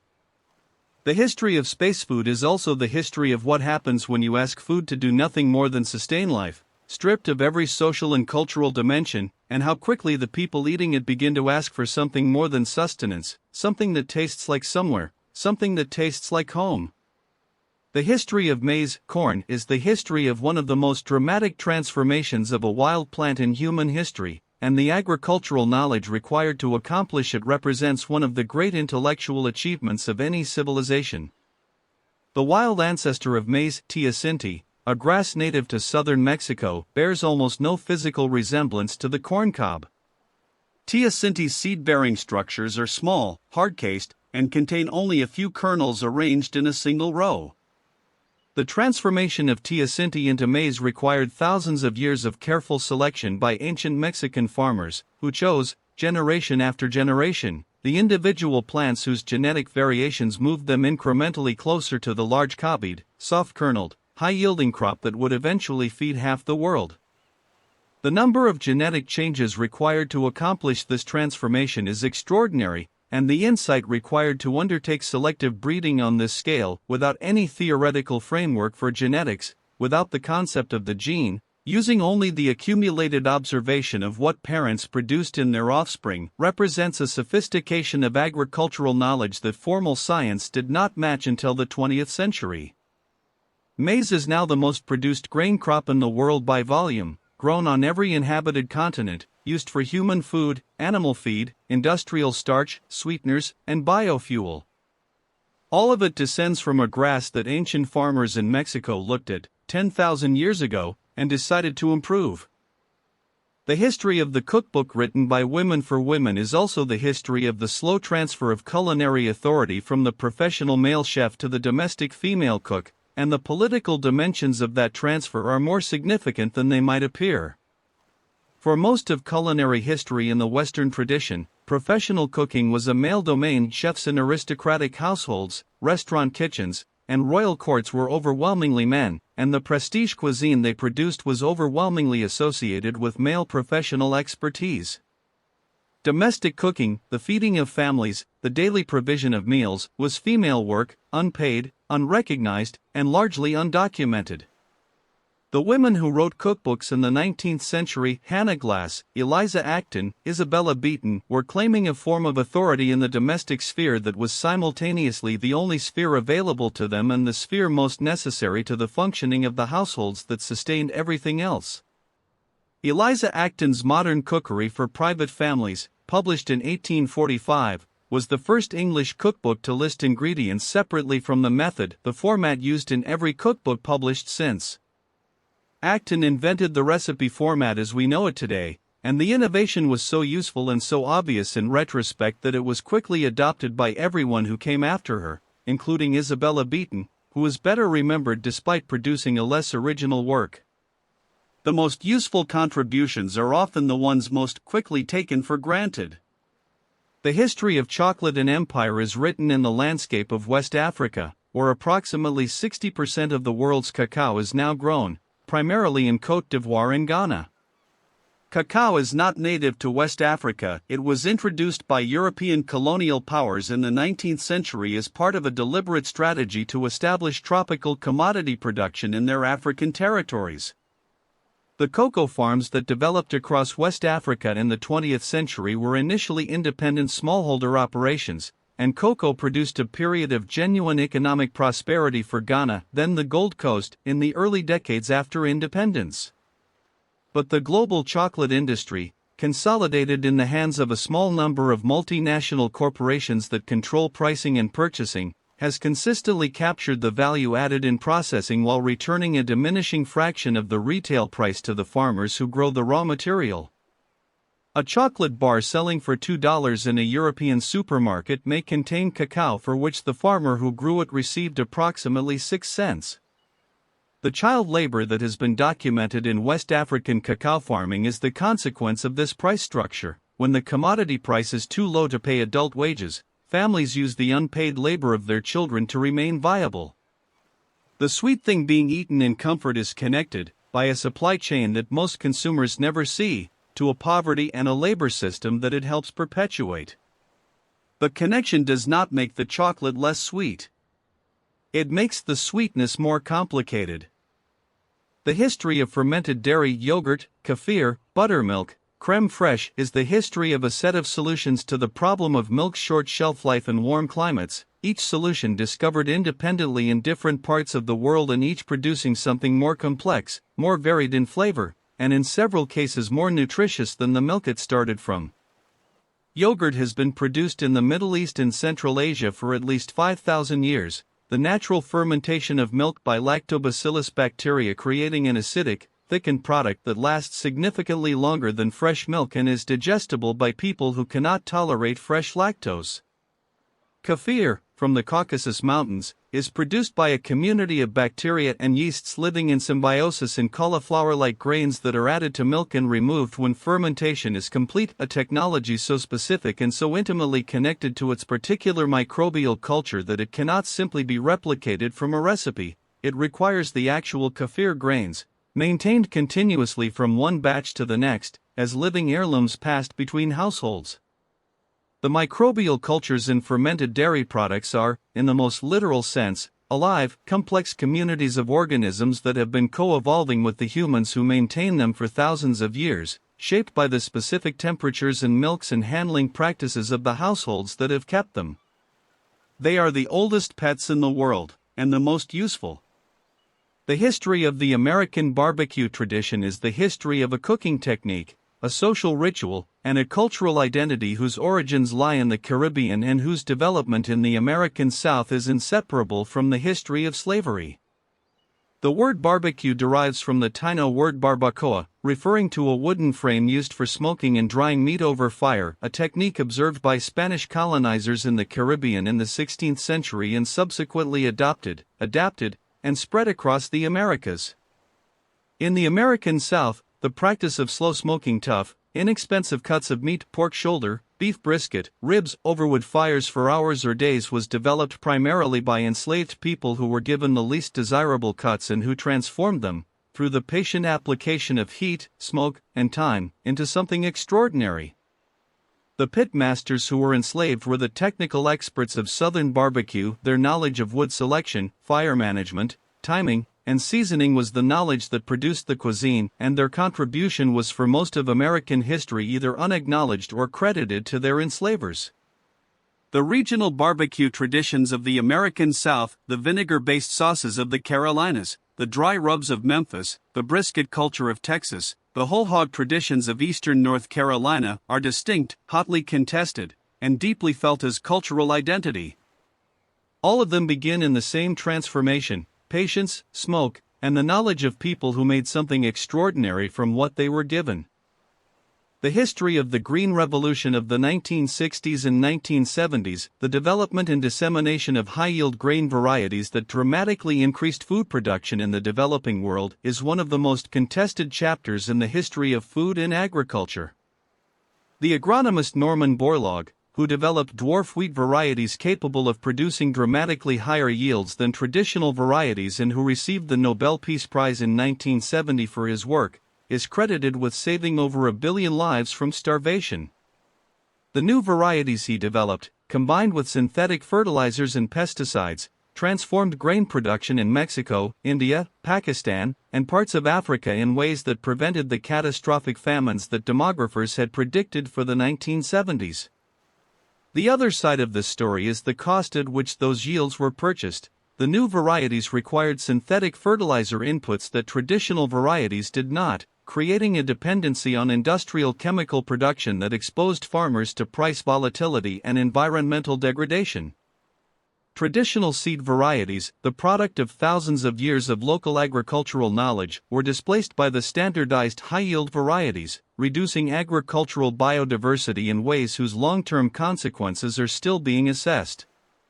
The small farmers who adopted the new varieties in hopes of higher income often found themselves in debt to buy the inputs the varieties required. The Green Revolution saved lives. The question of whose lives and at whose expense has been asked ever since. The history of food taboos, the foods that specific cultures forbid, is one of the most studied problems in anthropology, and the explanations that have been offered for why different cultures prohibit different foods range from the ecological to the theological to the purely social. The Jewish and Islamic prohibitions on pork, the Hindu prohibition on beef, the Buddhist restrictions on meat consumption, the Catholic tradition of fish on Fridays, each has generated multiple explanations. The anthropologist Marvin Harris argued in his 1985 book Good to Eat that food taboos could generally be explained by ecological rationality. Pork was forbidden in the Middle East because pigs competed with humans for grain and provided little ecological advantage in an arid environment where cattle and goats could graze on land unsuitable for crops. The anthropologist Mary Douglas argued, in her analysis of the biblical dietary laws, that the prohibited animals were those that did not fit clearly into established categories, animals that were neither fully of the land nor fully of the water, that moved in ways inconsistent with their environment, and that the food laws were fundamentally about maintaining the boundaries that structured the Israelite worldview. Both explanations capture something real and neither explains everything. Food taboos are overdetermined, they do multiple things simultaneously, serving ecological, social, theological, and symbolic functions that cannot easily be separated. What is consistent across all of them is the use of the daily act of eating as a marker of identity, a boundary between those who belong and those who do not. The history of the food market, the agora, the souk, the mercado, the bazaar, is the history of the oldest form of human commercial and social exchange. Every civilization that has produced surplus food has also produced a place for exchanging it, and those places have consistently become the centers of urban social life, the points around which cities organized themselves and through which cultures met and mixed. The spice souks of Marrakesh, the floating markets of Bangkok, the Tsukiji fish market of Tokyo, the covered markets of Istanbul, the borough market of London, each is a living document of the food culture that produced it, shaped by the specific geography, history, and cuisine of its place in ways that no supermarket can replicate. The transition from the open market to the supermarket, which accelerated in Europe and America after World War II, was simultaneously a gain in efficiency and a loss of a social institution whose value was never purely economic. The market was not only a place to buy food. It was a place to encounter your community, to negotiate, to assess quality through direct sensory engagement with the product, to maintain the human relationships through which food knowledge was transmitted. The supermarket optimized for efficiency and price and availability. What it could not optimize for was the specific, irreplaceable value of a transaction between people who knew each other, in a place that smelled of the food it sold, on a morning that had its own weather and its own particular light. The history of prison food is the history of a society's minimum conception of what a human being requires, and the gap between that minimum and anything recognizable as adequate is consistently wider than any civilized society should be comfortable with. The quality of prison food has been used throughout history as a tool of punishment and control, the deliberate reduction of food below the threshold of dignity, combined with the removal of all choice about what to eat and when, constitutes a form of psychological coercion whose effects on the imprisoned are well documented and whose practice continues in penal systems around the world. The food that prisoners receive encodes a value judgment, that the people eating it have forfeited some portion of their claim to the pleasures and dignities of ordinary human life. This judgment is never explicitly stated, but it is communicated daily and unmistakably through the plate. The alternative tradition that food provided to prisoners should maintain their health and dignity, that the deprivation of liberty is itself the punishment and that additional punishment through poor nutrition is both cruel and counterproductive, exists in international human rights frameworks and in the policies of some prison systems in some countries. The gap between the framework and the practice is, in most places, significant. What a society feeds its most vulnerable and most controlled members is one of the most precise measurements available of what that society actually believes about human dignity, as distinct from what it says it believes. The history of monosodium glutamate (MSG) is the history of a substance that was discovered, celebrated, demonized, and is now being quietly rehabilitated, all within the span of about a century. MSG was isolated in 1908 by the Japanese chemist Kikuchi Ikeda from kombu seaweed, where it occurs naturally in high concentration. Ikeda identified it as the source of a distinct savory taste, which he named umami, from the Japanese words for delicious and taste, and patented a process for its industrial production. MSG was adopted quickly as a flavor enhancer in Japanese and later Chinese cooking, and spread globally through the mid-20th century. In 1968, a letter published in the New England Journal of Medicine described what the author called Chinese restaurant syndrome, a cluster of symptoms including headache, flushing, and palpitations that he attributed to MSG in Chinese food. The letter triggered a moral panic around MSG that lasted for decades, causing it to be removed from processed foods and establishing it as a symbol of adulterated, unnatural, ethnically suspect cooking. Subsequent controlled studies consistently failed to demonstrate that MSG caused these symptoms in double-blind conditions. People who reported sensitivity to MSG could not distinguish between foods containing it and foods that did not when they did not know which they were eating. The MSG panic is now broadly understood as a case of chemophobia amplified by ethnic bias. A substance naturally present in Parmesan cheese, tomatoes, and anchovies was treated as dangerous when associated with Chinese restaurants and safe when present in European foods. The history of feeding cities is the history of one of the most complex logistical achievements in human civilization. A modern city of 1 million people requires approximately 2,000 tons of food per day, food that must be grown, processed, packaged, transported, stored, and distributed across the city's entire geography in a timeframe measured in hours rather than days, because the freshness windows of most foods are short. The infrastructure that accomplishes this of the farms, the processing facilities, the cold chain logistics, the distribution networks, the retail points is so complex and so interdependent that it is almost entirely invisible to the people it serves, noticed only when it fails. The fragility of urban food supply systems was demonstrated with sudden clarity during the COVID-19 pandemic of 2020. When disruptions to labor supply and logistics chains produced shortages and price spikes in food systems that had been assumed to be essentially unbreakable. Before refrigeration and modern transport, cities were fed by their immediate hinterlands, the radius within which food could be transported by horse and cart in a day or two, and the size of a city was effectively limited by the agricultural productivity of the land surrounding it. The expansion of that radius through refrigerated rail transport and then trucking and then air freight is what made the modern megacity possible. The 10 million people of a contemporary metropolis are fed by a network that extends across continents, coordinated by supply chains whose complexity would have been incomprehensible to any previous generation, and whose vulnerability is proportionate to its reach. The history of wild food foraging, the collection of mushrooms, berries, herbs, roots, and other edible plants from uncultivated landscapes, is simultaneously the most ancient of all human food practices and one of the most recently revived. Hunter-gatherers whose food supply was entirely foraged carried knowledge systems of extraordinary depth, the identification of hundreds of edible and medicinal plants, the seasonal timing of their availability, the ecological relationships between species, the preparation techniques required to render certain food safe or palatable.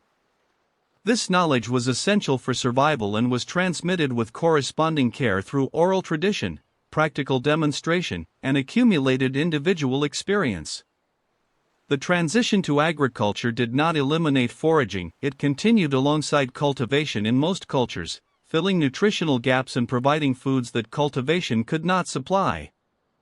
The revival of interest in foraging in the contemporary developed world, in restaurant kitchens, in food culture, in the social practice of berry picking and mushroom hunting, represents a reconnection with a practice whose roots are older than any other food tradition. The Danish restaurant Noma, which built an international reputation in the 2000s on a cuisine centered on foraged Scandinavian ingredients, was not inventing something new. It was revaluing something very old, the knowledge of what the uncultivated landscape provides, and the skill required to find it. The history of the grain trade in the ancient Mediterranean is the history of the world's first global commodity market, and the price signals it sent shaped political decisions from Rome to Carthage to Alexandria in ways that anticipate the commodity markets of modernity with unsettling precision. The price of grain in Rome was determined by harvests in Egypt, North Africa, and Sicily, territories that Rome had conquered in significant part to secure their agricultural output. Ships carrying grain moved across the Mediterranean according to price differentials that traders tracked through networks of correspondence in every major port city. The papyri of Roman Egypt preserve grain price records, shipping contracts, warehouse receipts, and loan agreements for grain consignments that document a commercial system of considerable sophistication, with futures-like contracts, insurance-like arrangements for maritime risk, and price arbitrage between markets. The letters of the merchant banker Caecilius Iucundus, found in Pompeii, record grain transactions conducted at the scale of the regional economy with the precision and concern for margin that characterizes modern commodity trading. The grain markets of the ancient Mediterranean were not primitive precursors to modern finance. They were modern finance operating with less communication technology and less formal legal infrastructure, but with the same essential structure of risk, speculation, arbitrage, and the extraction of value from the movement of food from where it was grown to where it was needed. The history of the harvest festival is the history of a gratitude so old and so universal that it appears in some form in virtually every agricultural culture that has ever existed. The specific forms vary enormously: the Jewish Sukkot, the Hindu Pongal, the West African Hanukkah, the Chinese Mid-Autumn Festival, the European Lammas and Harvest Home, the North American Thanksgiving, but all of them center on the same basic act, acknowledging, collectively and ritually, that the food that will sustain the community through another year has been gathered, and that this gathering deserves a response beyond merely eating it. The psychological function of harvest festivals is not difficult to understand. In an agricultural world where a failed harvest meant starvation, the successful completion of the harvest was an event of genuine existential relief, and the ceremony that marked it was a release of collective anxiety as much as a celebration of abundance. The communal meal at the center of most harvest festivals, the Feast of the First Fruits, the shared table, enacts the social dimension of agricultural life, the reminder that survival was collective, that the harvest was the product of shared labor, and that its fruits were, at least symbolically and sometimes practically, shared in turn. The Thanksgiving table that most Americans recognize as quintessentially national is built on this structure: the autumn harvest meal, the gathered community, the explicit acknowledgement of what has been given that is older than any nation and will outlast any particular cultural form it currently takes. The history of food fraud is as old as the food trade itself, and the sophistication of the deceptions that have been practiced on food consumers across history is a testament to the ingenuity that human beings will deploy in the service of economic advantage.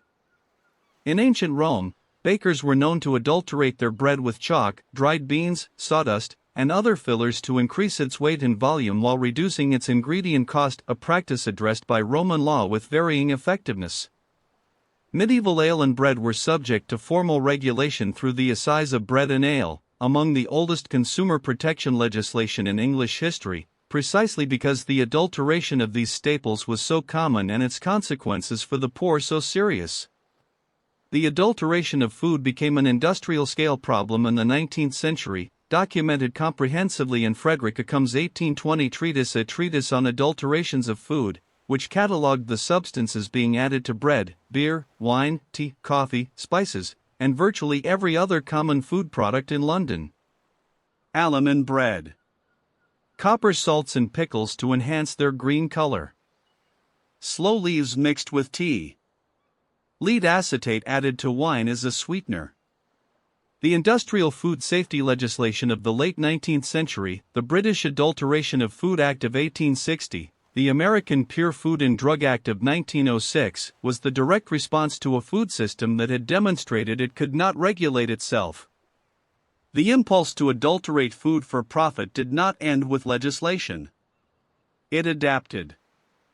The history of the communal meal, the shared table, the feast, the ritual consumption of food in company is the history of one of the most powerful social technologies that human beings have ever developed.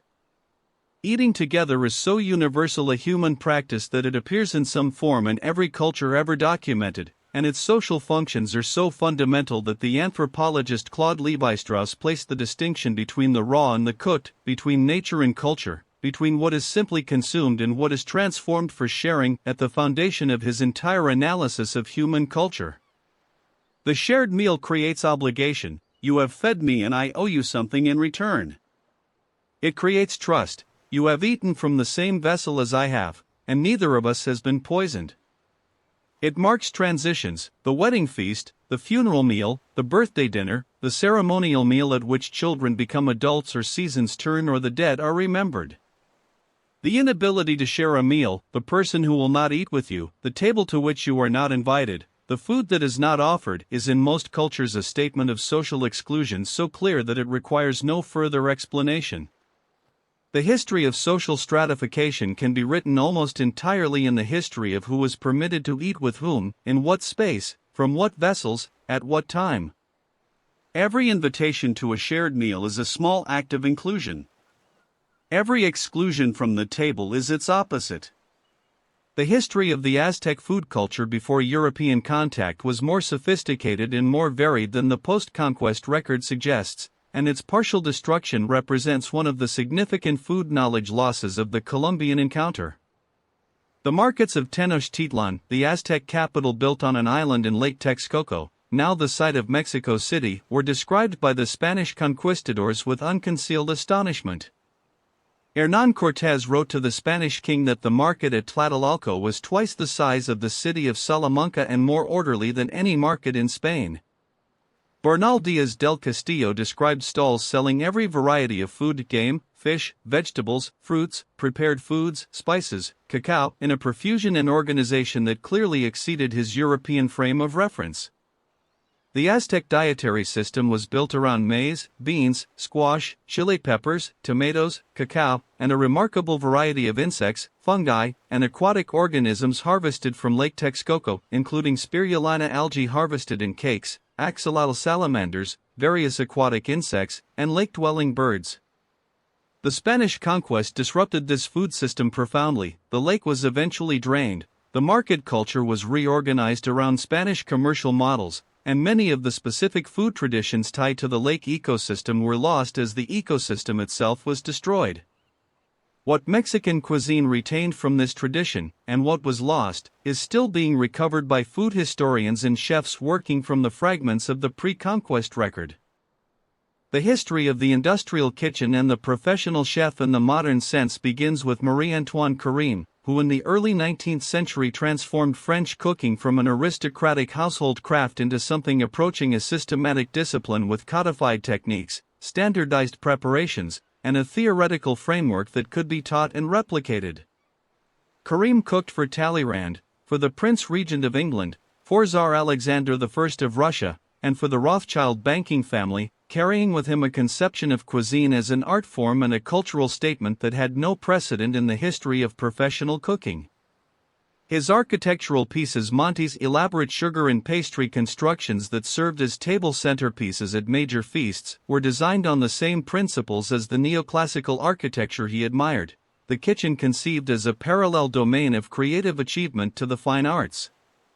Auguste Escoffier, working 50 years after Carême, rationalized and systematized what Carême had elevated, his reorganization of the professional kitchen into a brigade system, a military hierarchy of specialized stations, each responsible for a specific component of the meal, created the template for the professional kitchen that is still in use today in every restaurant that operates at scale. The professional kitchen as most chefs experience it is an Escoffier kitchen. The aspiration to make cooking an art form that most serious chefs carry with them is a Carême ambition. Both men changed what the kitchen was understood to be, and neither change has been undone. The history of food and memory is documented in literature more richly than almost any other aspect of the human food experience, and the most famous single moment in that literature is Marcel Proust's account of eating a madeleine dipped in tea that triggers an involuntary, overwhelming memory of his childhood in Cambrai, a passage that has given its name, the Proustian memory, to the phenomenon of food-triggered autobiographical recall. The neuroscience behind this phenomenon has been investigated extensively in the decades since Proust wrote it, and the mechanism is understood. Olfactory and taste memories are processed by brain circuits with direct connections to the hippocampus and amygdala, the structures most deeply involved in autobiographical memory and emotional response, in ways that other sensory memories are not. A smell or a taste can access memories stored before the development of explicit verbal recall, memories from early childhood, memories associated with strong emotional states, with a directness and intensity that no other sensory trigger can match. The specific foods that carry this power vary entirely from person to person: a grandmother's cooking, the food of a particular place, the meal shared with someone no longer present, because the memories are the events, not the foods, and the foods are the keys to doors that were locked at moments in the past and have been waiting, without the person's knowledge, for the specific sensory experience that would open them again. Food carries time in a way that no other human technology can replicate. The history of the global fishing industry is the history of one of the most dramatic overexploitations of a natural resource in human history, conducted in plain sight over a period of decades by the same nations that understood what was happening and continued anyway. The Grand Banks of Newfoundland, which supported one of the most productive fisheries in the world for at least 5 centuries, were fished to commercial collapse by 1992, when the Canadian government imposed a moratorium on cod fishing that put approximately 35,000 people out of work in a single decision. The stock has not recovered to commercial levels in the 30 years since. The North Sea herring fishery collapsed in the 1970s. The Peruvian anchovy fishery, once the largest in the world by volume, collapsed in the 1970s. The bluefin tuna populations of the Atlantic and Pacific Oceans have been reduced to small fractions of their historical levels. Each collapse followed the same pattern: increasing technological efficiency in catching, decreasing fish populations, industry resistance to catch limits, government reluctance to impose restrictions that would damage short-term economic activity, eventual collapse at which point restrictions arrived too late to prevent it. The fishing industry's relationship with its own resource base has been consistently one of the most precisely documented examples of what ecologists call the tragedy of the commons, the tendency of shared resources to be overexploited by rational individual actors pursuing their own interests in the absence of effective collective governance. The ocean provided. The industry took. The provision stopped. The history of the apple is the history of a fruit so genetically promiscuous that it reinvents itself completely with every seed, producing offspring of such variability that no two apple trees grown from seed are alike. The wild ancestor of the domestic apple, Malus sieversii, still grows in the mountains of Kazakhstan in the Tian Shan range, in forests of wild apples so dense and varied that the botanist Nikolai Vavilov, who discovered them in 1929, recognized them immediately as the origin of the world's cultivated apples. The variety of apples that existed in these forests, in color, in size, in flavor, in texture, encompassed the entire range of the cultivated apple, and more. Apples spread westward with human migration and trade, carried as seeds that germinated into entirely new varieties wherever they landed, which is why the apple varieties of different regions of the world are genuinely distinct, the product of accidental genetic experimentation across thousands of years of travel.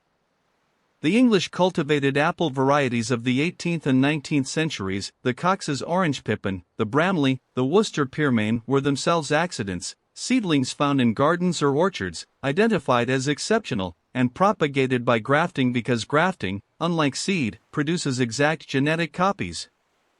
Of the approximately 14,000 named apple varieties documented in Britain alone over the past several centuries, approximately 2,000 survive. The rest have been lost, not by disease or deliberate destruction, but by the narrowing of commercial apple production to a handful of varieties suited to supermarket distribution, leaving the extraordinary genetic library of centuries of accidental apple breeding to disappear quietly from the world. The history of institutional food, the food provided by schools, hospitals, armies, prisons, and other institutions to captive populations, is the history of what happens to food when the person eating it has no power over what they are given and the person providing it has every incentive to reduce cost and no direct accountability for quality. School lunch programs, which exist in some form in most countries with universal education, were introduced primarily for public health reasons in the late 19th and early 20th centuries. It became clear, through military conscription medical examinations in Britain during the Boer War and again in World War I, that a significant proportion of the male population was too physically undernourished to serve, a finding that translated the abstract problem of child poverty into a concrete military readiness crisis that governments could not ignore. The British Education Act of 1906, which required local authorities to provide free school meals to needy children, was the direct result of these findings. The school lunch as a public health intervention has been studied extensively, and the evidence for its impact on child nutrition, attendance, and academic performance is substantial. The school lunch as an actual meal, as something that children are willing to eat, that introduces them to food culture and culinary pleasure, that treats them as people whose enjoyment of their food matters, has been treated as a lower priority. The distance between what institutional food could be and what it generally is remains one of the more quietly persistent failures of the societies that provide it. The history of the supermarket is the history of the complete reorganization of the relationship between human beings and their food in less than a century. The first true supermarket, large, self-service, stocking a comprehensive range of food products, opened in Jamaica, Queens, New York in 1930, operated by Michael Cullen under the name King Cullen. Before supermarkets, urban food shopping required visits to multiple specialist retailers, the butcher, the baker, the greengrocer, the fishmonger, the dairyman, each of whom sold a narrow range of products from behind a counter, serving customers individually with the personal knowledge of a specialist. The supermarket collapsed this into a single space where customers served themselves from shelves of prepackaged products, making choices without the guidance of a specialist, paying at a central checkout.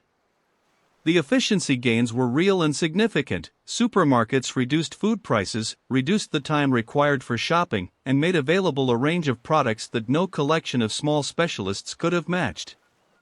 What was lost is harder to measure: the relationship between customer and specialist, the knowledge transfer that happened across a butcher's counter, the human scale of the transaction, the accountability of the person who sold you the food for what they had sold you. The supermarket gave the 20th century cheap food in variety and convenience, and in exchange it took the food shop as a social institution, the food specialist as a community figure, and the customer's understanding of where their food came from and who had handled it before it reached their basket. Every meal is, in some sense, a historical document. The ingredients on the table encode the routes of trade that brought them there, the agricultural systems that produced them, the political decisions that shaped their availability and price, the cultural exchanges that made certain combinations feel natural and others feel foreign. The pepper in the grinder traces a route from India through Arab traders to European markets to colonial plantation to global commodity exchange. The chocolate in the dessert carries within it the Theobroma cacao tree of the Amazon basin, the Aztec ceremonial vessel, the Spanish galleon, the plantation, the Swiss factory, and the supermarket shelf. The cup of tea holds the Chinese mountain, the East India Company, the opium war, the disguised botanist, the Assam plantation, the ceramic mug whose form derives from a tradition of pottery stretching back to the Neolithic. Food is never only food. It is always also everything that happened before it reached the table, the entire accumulated weight of human history, compressed into something that can be held in two hands, smelled, tasted, and finished in the time it takes to eat a meal.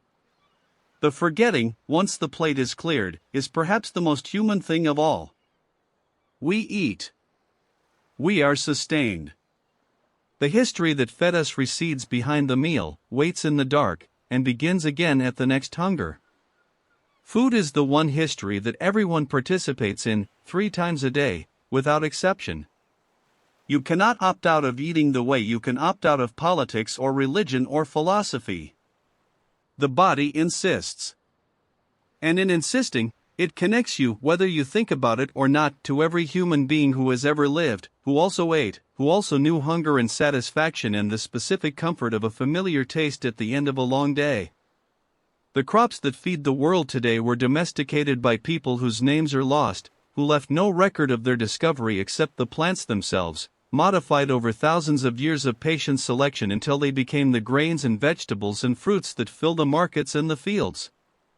The techniques that transform those raw materials, the bread, the cheese, the wine, the fermented and preserved and cooked and combined, were discovered and refined and passed down through an unbroken chain of hands stretching back to the first fire. Every cuisine in the world is a collaboration across time, between the people who discovered which plants were edible, who learned to control fire, who found that salt preserved and that yeast transformed and that certain flavors belonged together in ways that no theory could have predicted. None of them knew they were building something. They were feeding themselves and their families, and in doing so they were also, without intending it, creating culture. The meal that ends each day is also a kind of inheritance. What you eat, how you eat it, what it means to you, all of it was shaped by choices made long before you were born, by people you will never know, in places you have never been, under circumstances you cannot fully imagine. They cooked. It reached you. That is the whole of it, and it is enough. Sleep well.